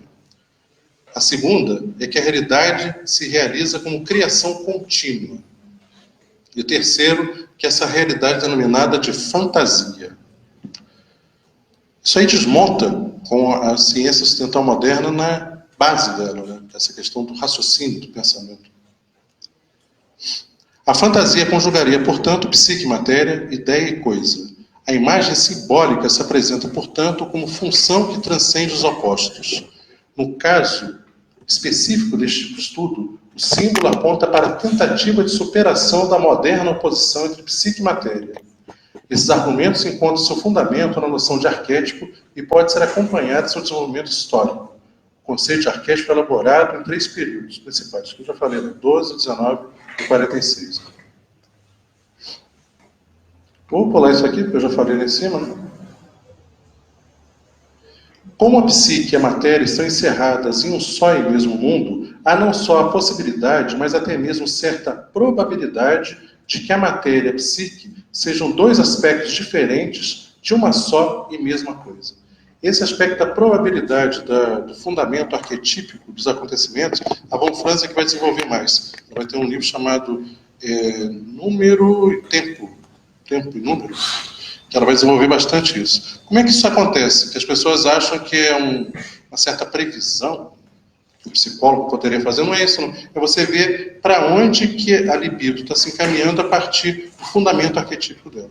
Vou contar uma situação que talvez esclareça isso. Na Casa dos Palmeiras, um dia, tinha uma estagiária, que era judia, e tinha uma pessoa que se tratava lá com a gente, que em momentos de grande comoção coletiva, ele se identificava com o agressor. Na época era um sujeito chamado Fernando Collor de Mello, que era o presidente da República, que estava agredindo a população brasileira no dia a dia. E ele chegava vestido de terno, e ele falava assim: eu sou Fernando Collor. E ele começava a mandar em todo mundo, falava o que tinha que fazer, o que não tinha que fazer. E principalmente com essa moça. Ele era muito enfático com ela, muito agressivo verbalmente com ela. Não xingava nada disso, mas assim, determinava as coisas que tem que fazer isso. Aí eu virei para ela e falei assim: olha, isso é uma supervisão. Não me espantaria se na relação com você ele se identificasse com Hitler, porque você é judia. Então o jeito dele se colocar como superior, talvez ele acabe se identificando com Hitler. Semana seguinte está ela no ateliê de pintura, ele pega uma folha grande de cartolina, pega um lapiseira, escreve um negócio, dobra a folha de cartolina e joga para a janela do ateliê. Passa um tempo, ela desce, pega o papel para ver o que ele fez ali. Na hora que ela abre, ele está escrito assim: eu sou Adolf Hitler. E ela leva isso para a supervisão e fala assim: ele estava atrás da porta naquele dia da supervisão. Não é possível. Eu falei: não, ele estava aqui, não tinha ninguém aqui, só estava gente aqui, não estava atrás da porta. Mas como que acontece isso, né? Então, isso que a von Franz vai chamar da probabilidade. Você vê o caminho que o sujeito está fazendo, que tem um fundamento arquetípico. Ele extrapolou dele. Ele não está falando eu sou o Walter, ele está falando eu sou o Fernando Collor. Se na relação com ela, que ele sabe que ela é judia, o jeito dele ser um Fernando Collor ampliado e mais, como é que a gente vai chamar isso? Ditatorial, vai ser o Hitler. A probabilidade disso acontecer era grande, era muito grande, né? E quando ele escreve isso, eu falei para ela assim: vamos transferir você de ateliê, porque isso ele pode ser agressivo, inclusive fisicamente com você. Então a gente trocou ela de ateliê e colocou uma outra pessoa. Nessa relação de troca do ateliê de outra pessoa, a relação dele com essa outra pessoa era muito amena. E essa questão do autoritarismo diminui bastante. Então isso é um manejo clínico pela visão do fundamento arquetípico do que está se apresentando ali na nossa frente. Isso resolve o problema dele de se identificar com o autoritarismo? Não, mas no manejo clínico a gente consegue resolver, na situação. Tempo? 7h25 já. 7h25 já? Tem você. Não, assim, eu só vou embora amanhã, então. Como é que vocês estão? Nós também não podemos. A gente está. Tá tranquilo? Como é que você está? Pra mim tá ok, né? Tá tranquilo? Eu acho que não, mas tá tranquilo. Nós não estamos sentados, ninguém. Tá. Então, mas tá terminando já. Ó, então vamos lá para a noção de psicóide, que é o ponto que interessa. A noção de psicoide posiciona novamente de maneira mais radical a teoria de Jung com um projeto de superação da clivagem cartesiana, conferindo, inclusive, sentido como sendo inerente à matéria, independente da subjetividade humana. E a gente fala muito sentido assim, eu atribuí sentido a tal coisa, que é a questão subjetiva. O Jung está falando de um sentido objetivo também, não está negando o primeiro. Em meus trabalhos anteriores, o Jung falando, eu sempre tratei os fenômenos arquetípicos como psíquicos. Então, psicologia, alquimia, sinotransformação, tipos psicológicos, então a questão arquetípica para ele era psíquica. A sincronicidade, ele está extrapolando isso. Porque o material a ser exposto ou investigado se referia sempre e unicamente a representações ou imagens. Então, eram atendimentos clínicos, então o arquetípico para ele era psíquico. Por isso, a natureza psicoide do arquétipo aqui sugerida não está em contradição com as minhas formulações anteriores. Então, na hora que ele está escrevendo sincronicidade, ele não está desdizendo o que ele disse antes, ele está acrescentando mais um ponto. O aspecto transcendente que se encontra nos fenômenos sincronísticos é estudado por Jung também na transformação do pão e do vinho, respectivamente no corpo e no sangue de Cristo. A abordagem de Jung fica restrita aos aspectos psicológicos e não contradiz as análises teológicas e nem os atos de fé. Nesse contexto, temos um acontecimento divino, mas com a indispensável participação humana. A esse aspecto vem se juntar a beleza inerente à transubstanciação, isso é o Jung mesmo falando, que ele acha a missa bonita, e o fim em si mesmo daquilo que é divino, ou seja, não sendo um acontecimento utilitário. Mas esse drama ritual possui ainda o duplo aspecto de Deus e homem-Deus. A unidade entre Deus e homem, presente na vida de Cristo, é apresentada na dualidade, como dualidade, na atualização do sacrifício na missa, quando Cristo exclama, meu Deus, por que me abandonaste? Que é isso que eu falei que o Jung junta o Cristo com Jó. Então seria a resposta a Jó. Frase que, como veremos a seguir, fundamenta os argumentos de Jung para o nascimento de Cristo como homem-Deus, com uma resposta de Javé a Jó. Na missa, temos a dupla relação entre espírito e matéria, que encontra paralelo na continuidade psique-matéria. Então, o pão e o vinho são transformados no corpo e no sangue de Cristo, e o próprio Cristo se apresenta como a inserção do divino na matéria. Como vimos anteriormente, psicologicamente temos a extensão do arquétipo matéria, neste caso do arquétipo central de si mesmo. Foi este arquétipo que respondeu à mensagem de cada alma, de modo que o Rabi Jesus, concreto, foi assimilado, num brevíssimo espaço de tempo, pelo arquétipo constelado. Cristo realizou, portanto, a ideia do si mesmo. Que é o outro ponto importante que eu queria comentar com vocês, que o Jung está falando que o Cristo é a realização do si mesmo, é a realização de um arquétipo. É o arquétipo colocado na matéria. Se vocês lembrarem do início do Memória, Ações e Reflexões, a primeira frase, não sei se vou lembrar ela certinho, é a história da minha vida de um inconsciente que se realizou. Então, são os arquétipos colocados no mundo. São essa criação contínua que eu fiz se concretizar no mundo. É claro que essa frase também tem uma outra intenção, que o processo de individuação só termina após a morte. O livro é publicado só depois da morte do Jung. Mas também tem essa questão arquetípica colocada por Jung como sendo psicoide. Então, a minha história é de um inconsciente que se realizou, é algo que se deu no mundo. Então, o processo de individuação não é um sujeito que se isola dos outros, é um sujeito que se coloca na relação com os outros. Ele vai se individuar na relação com os outros. As análises sobre as relações de espírito e matéria a partir da história de Cristo são desenvolvidas por Jung em interpretação psicológica do dogma da Trindade, um outro livro dele. Se por um lado temos a deidade no humano, espírito, matéria, por outro, Cristo se apresenta como um ser de bondade, com pura luz, criando uma contraposição com o diabo, ou seja, com o mal. Mas não só, pois há paradoxalmente uma contraposição com a matéria. A Trindade identificada ao princípio masculino e a esfera espiritual, enquanto os aspectos femininos não alcançam os céus. Há, portanto, uma cisão entre bem e mal e entre masculino e feminino, assim como entre espírito e matéria. No entanto, Jung compreende a Assunção de Maria como uma preparação para a superação dessas dualidades. Então, quando Maria é considerada que ascendeu ao céu, o Jung está falando que é uma preparação para essa quebra da dualidade. Pois a matéria estaria ligada ao aspecto feminino e tida como morada do diabo. Então, se a matéria está ligada com o feminino e está ligada com o diabo, o Jung está falando que no campo da consciência, no mundo ocidental moderno, nós colocaríamos no campo da consciência o bem e o masculino. E no campo inconsciente o mal e o feminino. Sendo que no campo inconsciente as coisas se juntam. Então, o feminino e o mal estariam ligados de maneira muito próximas nos nossos psiquismos. E aí, quando você vê, é claro que isso é uma análise precipitada que eu vou fazer, quando você vê uma autorização das mulheres, elas se autorizando a falarem, elas estão trazendo o feminino para o campo da consciência. Vai vir o mal também para o campo da consciência. Estou falando que é junto. Mas o que a gente está vendo hoje? Um sujeito na presidência da República que é contrário a todas essas questões.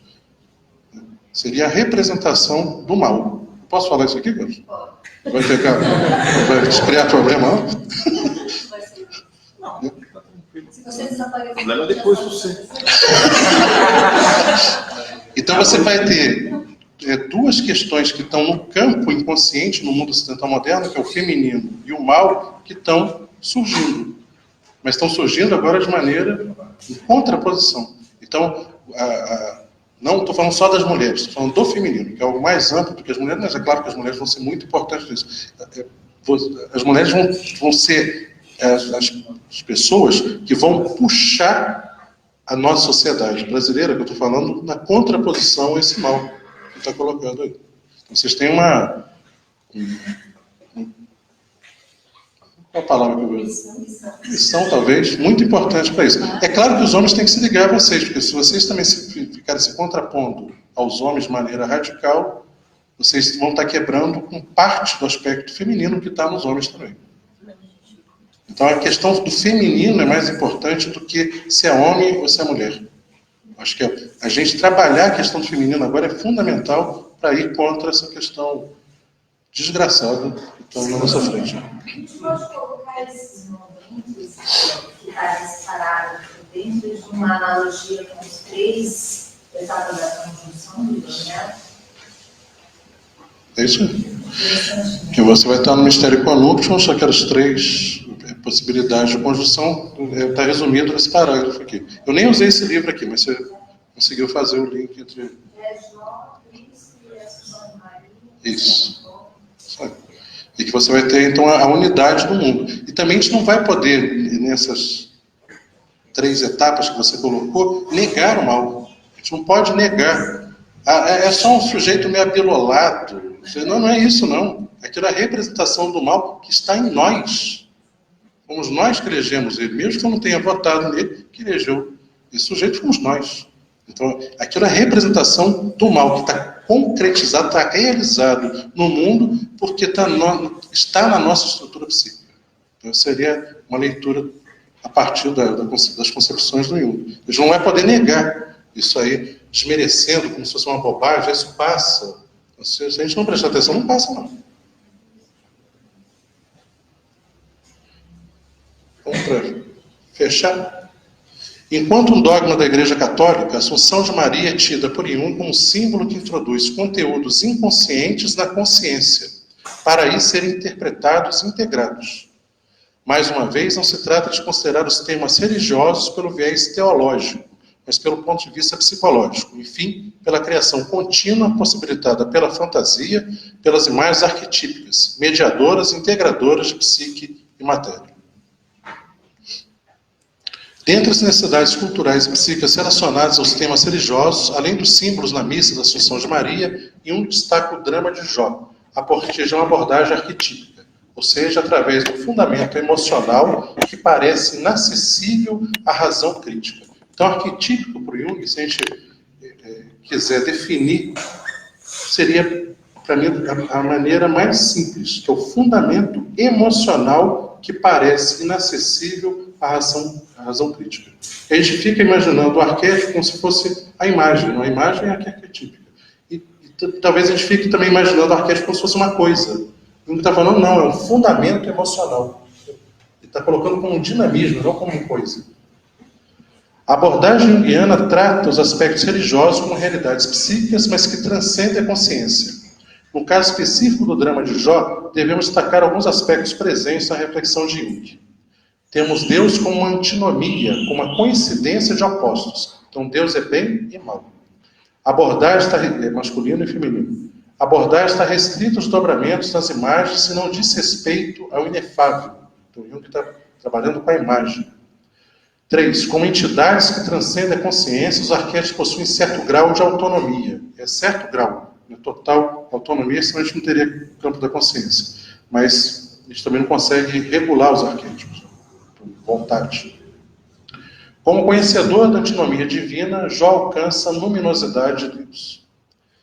Esses aspectos conjugados produzem uma transformação na imagem de Deus. Imagem autônoma que, modificada, estabelece um novo dinamismo psíquico, dando margem para a construção de uma nova visão de mundo em que o Deus irascível é encarnado em um homem, que abandona o olho por olho, dente por dente, que é a primeira parte da Bíblia, Antigo Testamento, e passa a oferecer a outra face, que é o Novo Testamento.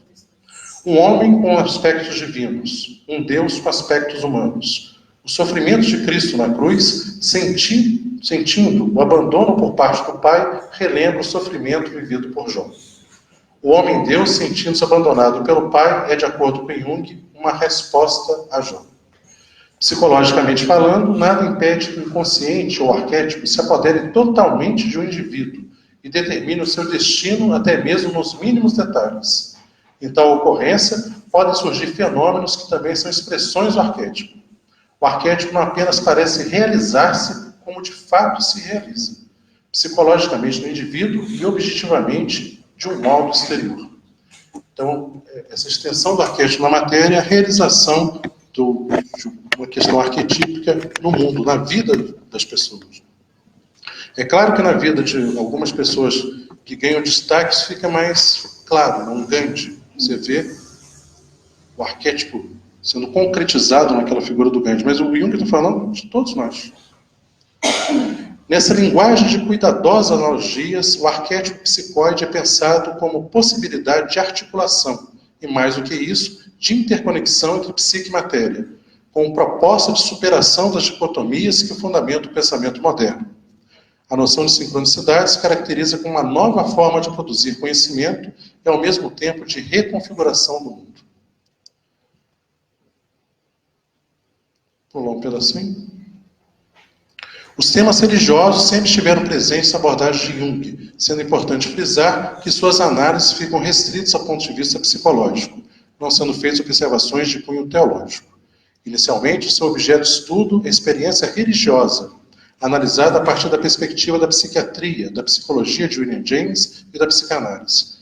A partir da década de 40, transferiu intencionalmente o foco dos seus estudos para os ensinamentos e dogmas. Então ele saiu da experiência religiosa para ler os textos religiosos. Os dogmas não são admitidos e nem contraditos, mas analisados em suas bases arquetípicas. Dessa forma, estudou a imagem de Deus e não a existência ou inexistência de Deus. Analisou o bem e o mal na imagem de Deus e não aspectos inerentes a Deus, pois a crítica só pode ser aplicada a fenômenos psíquicos, isto é, a ideias e conceitos, mas não a entidades metafísicas. Levando esses argumentos iniciais em consideração, podemos afirmar que, quando dizemos Deus, podemos crer ou não na sua existência, argumentos teológicos, mas, sem dúvida, enunciamos um aspecto psicológico, argumento ontológico. Isso não quer dizer que o aspecto psíquico não possua realidade. Pelo contrário, a realidade psíquica é um dos principais argumentos da psicologia junguiana, sendo a realidade viva, como já vimos, um produto da fantasia. De acordo com Jung, existe uma analogia, um parentesco muito próximo entre os produtos do inconsciente e certas representações metafísicas. O sofrimento de Jó aponta para quem foi subjugado e aguarda ser defendido exatamente por aquele que o atacou. Que o Jó já tinha isso. Deus estava atacando ele e ele estava pedindo para Deus salvar. Jó simplesmente reconhece a dualidade de Deus, bem e mal. Como estamos no âmbito da psicologia, não se trata de criar argumentos e críticas sobre Deus em si, mas sobre a imagem de Deus, representação do arquétipo central, si mesmo.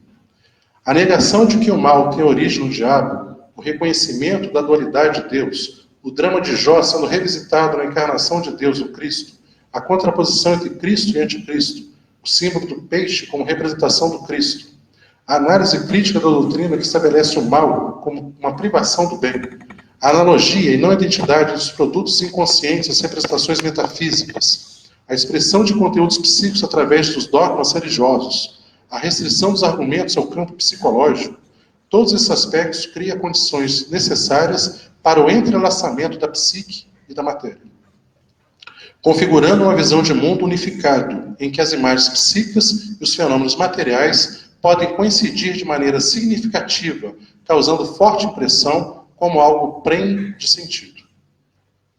Então, o que eu trouxe para vocês foi isso.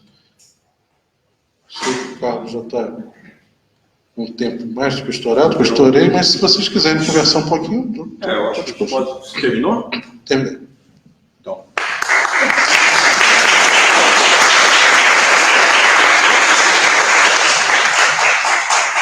A gente pode abrir, então, um pouco nas perguntas, pelo menos 10, 15 minutos. Tá? Então, abertos aí as perguntas. Onde que o Jung faz essa discussão, essa passagem de Jó para Isso aqui deve ser. é uma resposta de Jó mesmo? Eu só vi alguma coisa no Edinger, na criação da consciência, né? Mas isso vai estar na resposta a Jó. Ele vai fazer essa transposição de Jó para a Isso. transformação necessária no Cristo. Vai estar um pouco também no livro dele sobre a missa, que é o símbolo da transformação da missa, mas principalmente na resposta a Jó. Porque no Aion ele vai falar algumas coisas, mas é um pouco diferente, né? Sim. Ele vai falar Então, do peixe, Então. do aquário. é que aí eu não desenvolvi isso, mas o Jung, ele já tinha essa ideia não o termo sincronicidade, mas essa ideia da coincidência significativa há muitos anos, né? Desde jovem ele tinha essa ideia de trabalhar essas coincidências. Mas ele resolve levar isso a sério quando ele começa a escrever o Aion, que é um livro sobre o símbolo do peixe. Como é que a gente está passando de uma era para outra, o símbolo do Cristo como símbolo do peixe. E ele tem uma série de coincidências no mesmo dia, na mesma semana, que ele conta no Sincronicidade. Está no Aion, mas no Sincronicidade que ele conta. Que vão aparecendo peixes durante o dia todo dele. Ele fala que no almoço fizeram um peixe. Ele ganhou uma tapeçaria com imagem de peixe. Então ele falou assim, então eu estou trabalhando no Aion, símbolo do peixe, mas eu preciso trabalhar isso também com uma coincidência significativa. Então esses 3 livros, na verdade, estão muito ligados, que é o Sincronicidade, a Resposta a Jó e o Aion. É que eu trabalhei 2. Se eu colocasse o Aion aqui, eu acho que eu ficava doido. Dá uma nova proposta. Sim, que é a relação de sincronicidade com o Aion. E que ele vai desenvolver muito isso no Mistério Equinoctius, né? Os 2 volumes que o Jung escreveu do Mistério Equinoctius, para mim é a relação desses 3 livros. O 3º volume do Mistério Equinoctius é o Von Francis que escreve. É interessante a gente pensar as ligações do tema da simplicidade com outros temas na obra do Jung, como a religião e a alquimia, né? Sim. Ele começa o Mistério como discutindo a simplicidade. Exatamente isso. É muito interessante a gente pensar que nessa época as coisas na cabeça dele estavam super interligadas. Sim. Você tem que pensar a obra do Jung como a questão da complexidade, né? Isso que eu peguei no texto do Gilbert Durand, né? A sincronicidade como o eixo central da teoria do Jung. A gente vê a sincronicidade como se fosse uma excentricidade do Jung, um livro meio de lado. Eu acho que esse livro ele organiza o pensamento do Jung. É claro que ele escreveu isso de maneira tardia, já está o senhor quando escreveu, mas essa ideia da coincidência significativa está desde o início da obra. Né? Uma proposta de um método. Isso. Desde o laboratório de associação. Isso. E a questão da complexidade, né? O Jung talvez seja posso estar exagerando, mas o primeiro grande teórico complexo. Os teóricos geralmente fazem resumos, né? Eles fazem sínteses de pequenos pontos do Jung, não, ele vai tentando interligar uma coisa na outra. É claro que se a gente for fazer um artigo, ele tem que ser mais pontual. Se for fazer uma tese, como estava falando hoje lá com a Maria, vai ter que fazer os artigos dela de pontos, mas esses pontos eles têm que estar na cabeça de quem está escrevendo de maneira articulada, não pode estar fragmentado. Né? Então, é retirar essa ideia da fragmentação. Essa Holoernes, né, que foi esse texto, né? Foi essa que proporcionou essa interrupção, né, de outros cientistas da época. Grande parte dessas ideias, desses 3 livros, o Jung desenvolve nos congressos geranos. Então, aquela senhora lá, Freiben, como é que é o nome dela? Oi? A senhora que organizava lá o congresso gerando, Alguma coisa. ela tem uma importância enorme para as ciências humanas do Ocidente, né? Porque ela juntava ali o Jung com o Henri Corbin, com o Henri Zimmer, os biólogos, o pessoal da física, o Schrödinger participa de reuniões. Então, ela faz reuniões para debates abertos ao redor da comida, né? Era engraçado isso, né? Eles sentavam numa mesa redonda para comer e ficar discutindo coisas. O Armando, nosso colega aqui de Curitiba, ele estava traduzindo e analisando alguns escritos de Neumann sobre a sincronicidade. O pessoal mandou questões aqui pela... Termina. Do Neumann com a sincronicidade, não sei. Em termos da criatividade. A noção de criatividade ligada a ideias sobre os mundos, sincronicidade, muito interessante. Mas está onde? Nas cartas do Jung com Neumann? Inclusive alguns escritos do Neumann ele apresentou em Erasmus. A gente tentou agora, tem um aluno meu que está fazendo sobre a questão da análise infantil na psicologia analítica. Está vendo a relação do Jung com Neumann e com Fordham. A gente tentou baixar essas palestras do Neumann em Erasmus, só que a gente não conseguiu ainda. Tá. Isso seria importante tanto lá para o grupo, mas principalmente para esse aluno, para o Gustavo. Eu não sabia disso, que o Neumann também tinha trabalhado essa questão da sincronicidade. Eu também fiquei surpresa, achei fantástico. Falou que tem uma pergunta. Falar aqui, Quintais. Mas o impressionou naquele momento em relação a ele. Pessoal, o Quintais mandou uma pergunta aqui pela internet. Walter, numa situação política, social e emocional tão polarizada como a que vivemos agora, qual a importância que você dá a este elemento híbrido da teoria junguiana que aparece no conceito de arquétipo psicoide, como algo que escapa às dicotomias e antinomias? Como isto poderia nos ajudar a nos posicionar dentro do contexto brasileiro atual? É o Marcos? É o Marcos. Dá na internet. O Marcos é amigo. Ô Marcos, tá bom? O Marcos brincava lá na Casa dos Palmeiras, que eu, ele e um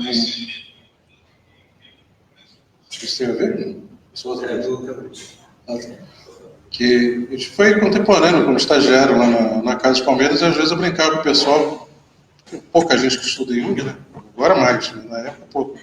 Eu falava assim, a gente não pode entrar no mesmo carro juntos, que vai que tem um acidente. Separado. E o Marcos é uma das pessoas assim, que mais estuda Jung no Brasil. Assim, dos amigos que eu tenho admiração enorme assim, pelo Marcos. E a pergunta que ele faz é extremamente difícil. Né? Até eu comentei um pouco disso aqui e falei assim, eu sei que uma análise precipitada, e é precipitado você falar em cima da hora, alguma coisa está acontecendo, é precipitado. Mas na minha cabeça tem a ver com aquilo que eu estava falando antes. Então, se você tem uma assunção eu não estou falando da assunção de marido, estou falando da assunção do fenômeno feminino na nossa sociedade com muita força que talvez a gente nunca tenha visto. Nem na época de Simone de Beauvoir, né? Eu acho que nunca se viu com tanta força isso surgindo. Né? E, ao mesmo tempo, você vê aparecendo, não só no Brasil, essas figuras ditatoriais, né, aparecendo em várias partes do mundo. Então, você vai ter uma representação do feminino, uma representação do mal, em contraposição. Quando isso, no campo inconsciente, está em conjunção, está interligado. Isso vai aparecer no nosso cotidiano de maneira contraposta. E você vai ter um outro aspecto que eu não falei, que não está ligado necessariamente com o feminino, que é a questão das fronteiras. Né? Então, a fronteira ela também serve para separar. Então você vai ter, por exemplo, uma fronteira imaginária, claro, entre o campo da consciência e o campo inconsciente. Mas você também vai ter uma fronteira que não deixa de ser imaginária entre os países. E agora você tem, principalmente na Europa, a questão dos migrantes, com muita força. Né? E você vai ter alguns estudos do pessoal da UERJ, que eu pude acompanhar, do professor Hélio Póvoa, do professor Ademir Patier Ferreira, um é geógrafo e o outro é psicólogo, sobre a questão do migrante.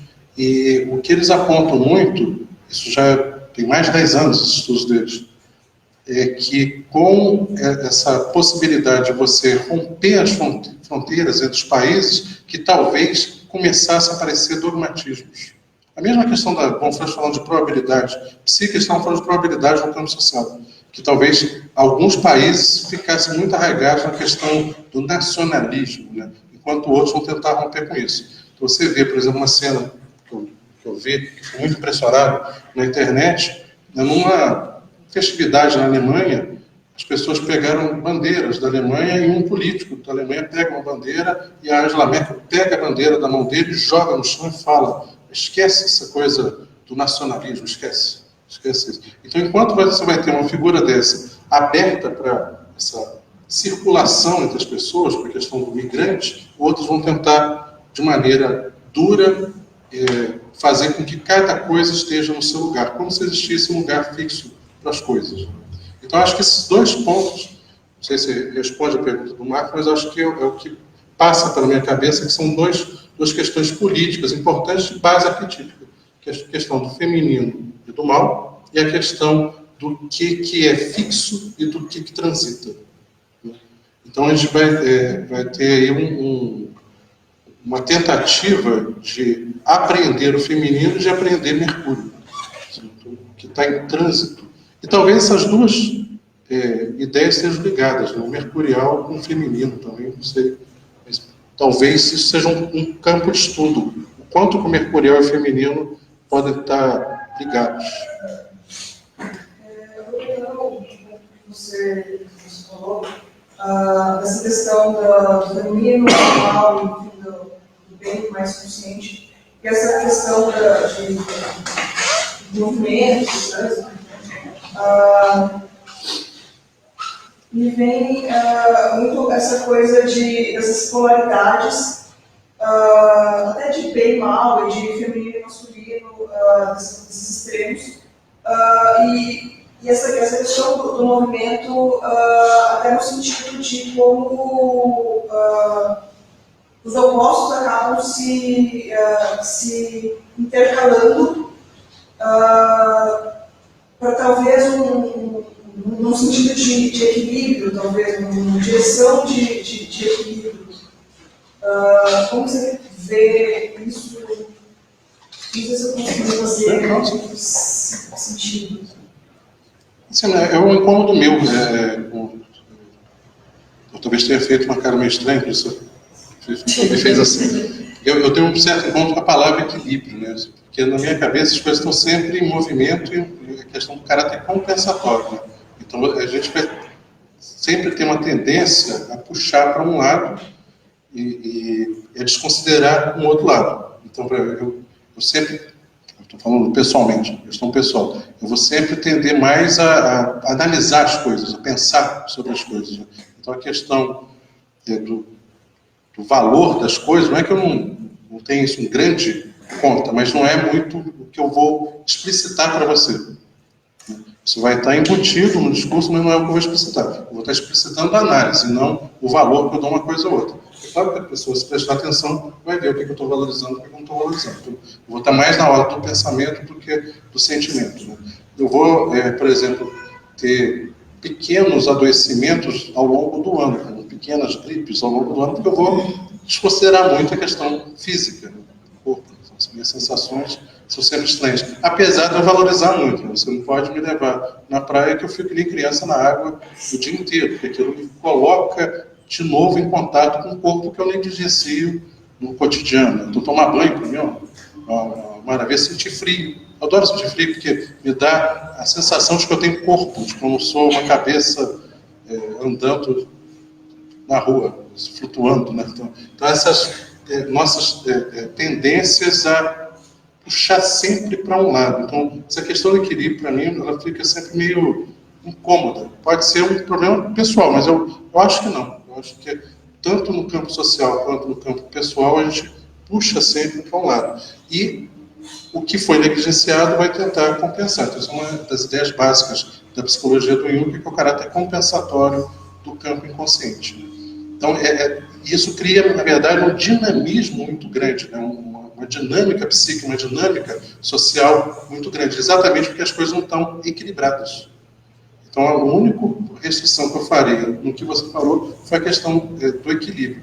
Então, a polarização não vai ser uma polarização na minha cabeça para chegar exatamente num ponto de equilíbrio, mas é uma polarização para criar dinamismo, movimento, coisa em movimento o tempo inteiro. Então, a gente teria que estar prestando atenção no que está acontecendo em movimento, na hora que a coisa está se movimentando, e não está tentando chegar no ponto do equilíbrio das coisas. Então, para onde que as coisas se encaminham? Isso que eu falo aqui leva a quê? Te leva a dialogar sobre o quê? Te leva a pensar sobre o quê? O que você me fala me impacta, me transporta para qual continuidade de pensamento? Esse caminho das coisas em andamento, que eu acho que seria um ponto de análise muito importante a partir da psicologia do Jung. Né? Então, na minha cabeça, o Jung é o sujeito que observa fluxo e não a coisa em equilíbrio. Nesse sentido, você pensa numa realidade que não seria possível, então, uma integração bem e mal. Não, possível também integração entre bem e mal, mas isso não quer dizer que que integrar é ficar equilibrado. Vai ficar assim. Então eu tenho usado a palavra. Mas integrar, sim. Era isso que eu estava falando antes. A gente não vai poder negar o que está acontecendo agora como uma coisa passageira ou como uma bobagem. É só um sujeito que não sabe o que está fazendo direito, isso passa. Não, isso está na base da nossa estrutura social, da nossa estrutura psíquica. Então, se a gente não olhar para isso de maneira séria, de maneira reflexiva, como Jung diria, de meditativa, se a gente não meditar sobre isso, a gente só vai agir. Então, a gente vai cair no fluxo de ações, né, e que cria uma repetição enorme. Né? Não são coisas iguais, não são pessoas iguais, mas eu posso ver um certo modelo, eu sei que eu vou falar uma coisa que pode parecer meio estranha, mas entre, por exemplo, o Getúlio Vargas, o Jânio Quadros, o Fernando Collor, o Lula e o Bozo. E eu diria também um que não foi presidente da República, o Leonel Brizola, que é a nossa expectativa de que alguém nos salve. Então, assim, isso é um padrão repetitivo na minha cabeça de longa data. Né? Isso eu estou tirando os militares, que todas as vezes que eles assumiram, não foram poucas vezes que eles assumiram o nosso país, o povo também ficou esperando que eles fizessem alguma coisa por nós. Né? Então, essa nossa passividade, expectativa de que venha um papai para nos guiar, isso pode ser para um lado, pode ser para o outro, pode vir um papai legal que faça muita coisa bacana para a gente, pode vir um papai horroroso que tente acabar, inclusive, com essa instituição. Então, é possível integrar, mas para integrar a gente vai ter que reconhecer e depois refletir sobre aquilo. E refletir não só como sendo um aspecto do outro, como sendo um aspecto nosso. Não é se culpabilizar, mas é perceber aquilo em nós também. Na minha cabeça seria por aí.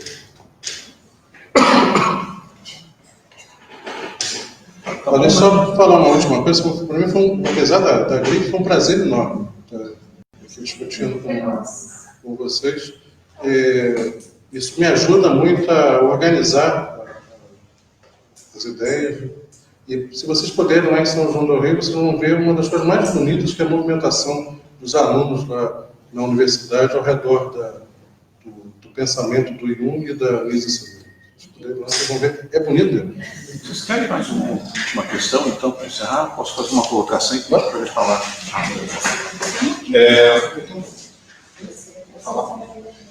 Aproveitando o embalo, vocês devem notar que a função transcendente opera no campo simbólico, ou seja, entre consciente e inconsciente, de certa forma.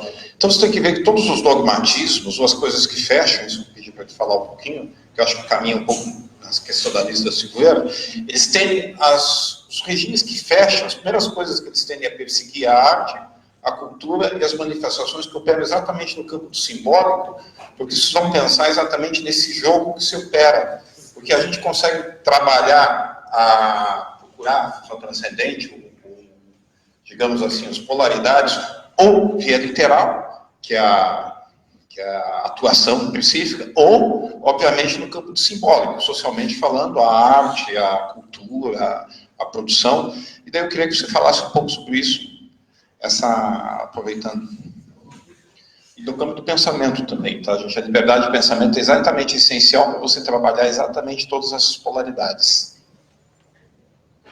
Assim, acho que você já até explicou, né? Assim, você vai ter, na questão da arte, né? A arte ela vai possibilitar com que a gente aprecie, obviamente, por questões, coisas bonitas, belas, mas a questão simbólica, né? O que está colocado na nossa frente ali são símbolos, né? Então você vai ter a conjunção entre coisas, a possibilidade de aglutinar coisas. Você pode ter o bem, o mal, o masculino, o feminino, tudo numa obra de arte. Você pode ter a questão da beleza e da bizarrice, né? O sujeito corta a orelha e se representa com a orelha cortada numa obra. E ao mesmo tempo que era bonito, causa uma estranheza, um impacto de beleza enorme.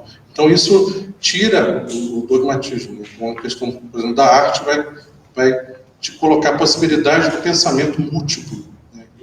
Um sujeito dogmático não vai querer saber de arte. Então a arte vai ser atacada. O pensamento científico, ele também vai ser atacado porque ele tem isso como uma possibilidade muito grande, né? Então a gente pode estar aqui agora discutindo psicanálise e na sala do lado perguntando a psicologia. Pode ter um congresso ao lado de psicologia comportamental, tem o de fenomenologia agora, há pouco aqui de vocês, pode ter um freudiano aqui na sala colada. Você pode ter a diversidade do pensamento no mesmo local. Então, se eu sou dogmático, eu também não vou querer que essa instituição siga em frente. Então, eu vou tentar abafar elas. Então, você vê que o que esse governo faz é, vamos atacar os grandes artistas. Então, vai morrer um João Gilberto, e a única coisa que o sujeito fala, quando perguntado, era um artista reconhecido. Conhecido, nem reconhecido, ele falou conhecido. Quando em qualquer país do mundo, o país pararia 3 dias para fazer homenagens para o gênio, né? Sujeito genial. E foi ignorado, completamente ignorado. Você vê o Chico Buarque sendo atacado de maneira estúpida, né? Como é que um país ataca o Chico Buarque? O Paulo Freire. O Paulo Freire vai ser atacado. Então, estou pegando figuras icônicas porque fica fácil da gente identificar. Como é que você vai atacar?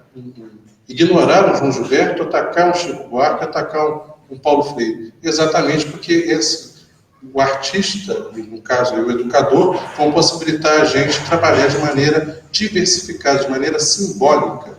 Mesmo que o Chico Buarque não tenha essa noção de símbolo, como está na obra do Jung, mesmo que o Paulo Freire não trabalhe com essa noção, mas o que eles possibilitam para a gente é essa visão simbólica do mundo.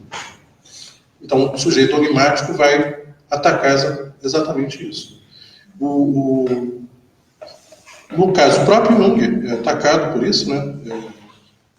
Dentro do campo psicanalítico, né? Então, ele quer ver mais do que o próprio Freud estava vendo, é atacado. E no caso do exemplo que eu dei no início, da doutora Anísia, né? Então, a Anísia, ela chega a ser atacada, inclusive agora, no governo do Bozo, que tentaram dar a premiação com o nome dela, a medalha Anísia da Silveira, e os deputados lá do partido dele queriam barrar de todo jeito, porque era uma figura comunista, perigosa, não sei o quê. O CNPq tem um livro com os 50 maiores pesquisadores do Brasil, e todos são da área acadêmica, das universidades. A única que era, vamos dizer assim, da área do campo da atuação era a Anísia. Está colocada no livro lá como uma das 50 maiores pesquisadoras brasileiras.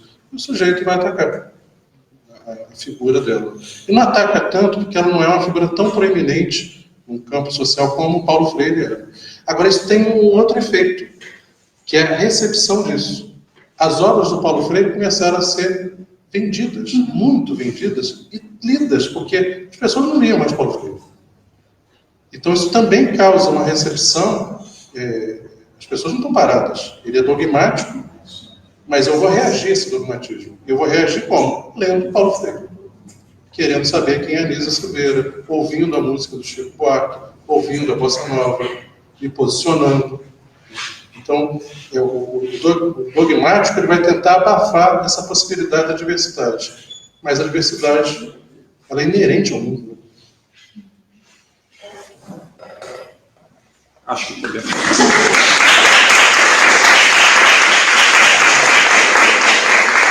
Então, vamos agradecer a presença do Walter Mello e ao diálogo que a gente teve aqui. Afinal, a psicologia analítica, de certa forma, é um diálogo com os nossos eus internos, nossos diversos complexos. Né? Então, muito obrigado a todos, a presença de todos. E até mais. Existe uma pequena coisa, gente. Dia 15, 16 e 17 ou 15 e 16? Na segunda quinzena de agosto, acho que 15 e 16 ou 16 e 17, os mestrandos vão estar promovendo o curso de introdução a Jung. Tá? Vai ser sexta-feira à noite, sábado até umas 2 horas. A gente vai colocar no mês, é gratuito, obviamente. A gente vai, por enquanto, né?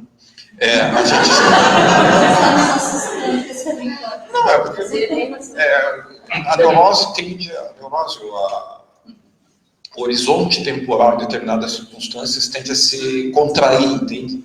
Ainda mais na situação quando o mundo começa a ficar complicado. Então a gente tem que fazer uns lances assim de futuro. Mas deve ser divulgado daí na página do Facebook do mestrado, daí, tá certo? Então, ok, gente, agradecemos a todos.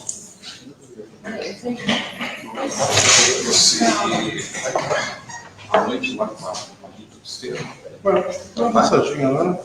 Então Comigo aqui, vamos guardar as coisas. Oi? 16 e 17. Deixa eu encerrar aqui. Prazer.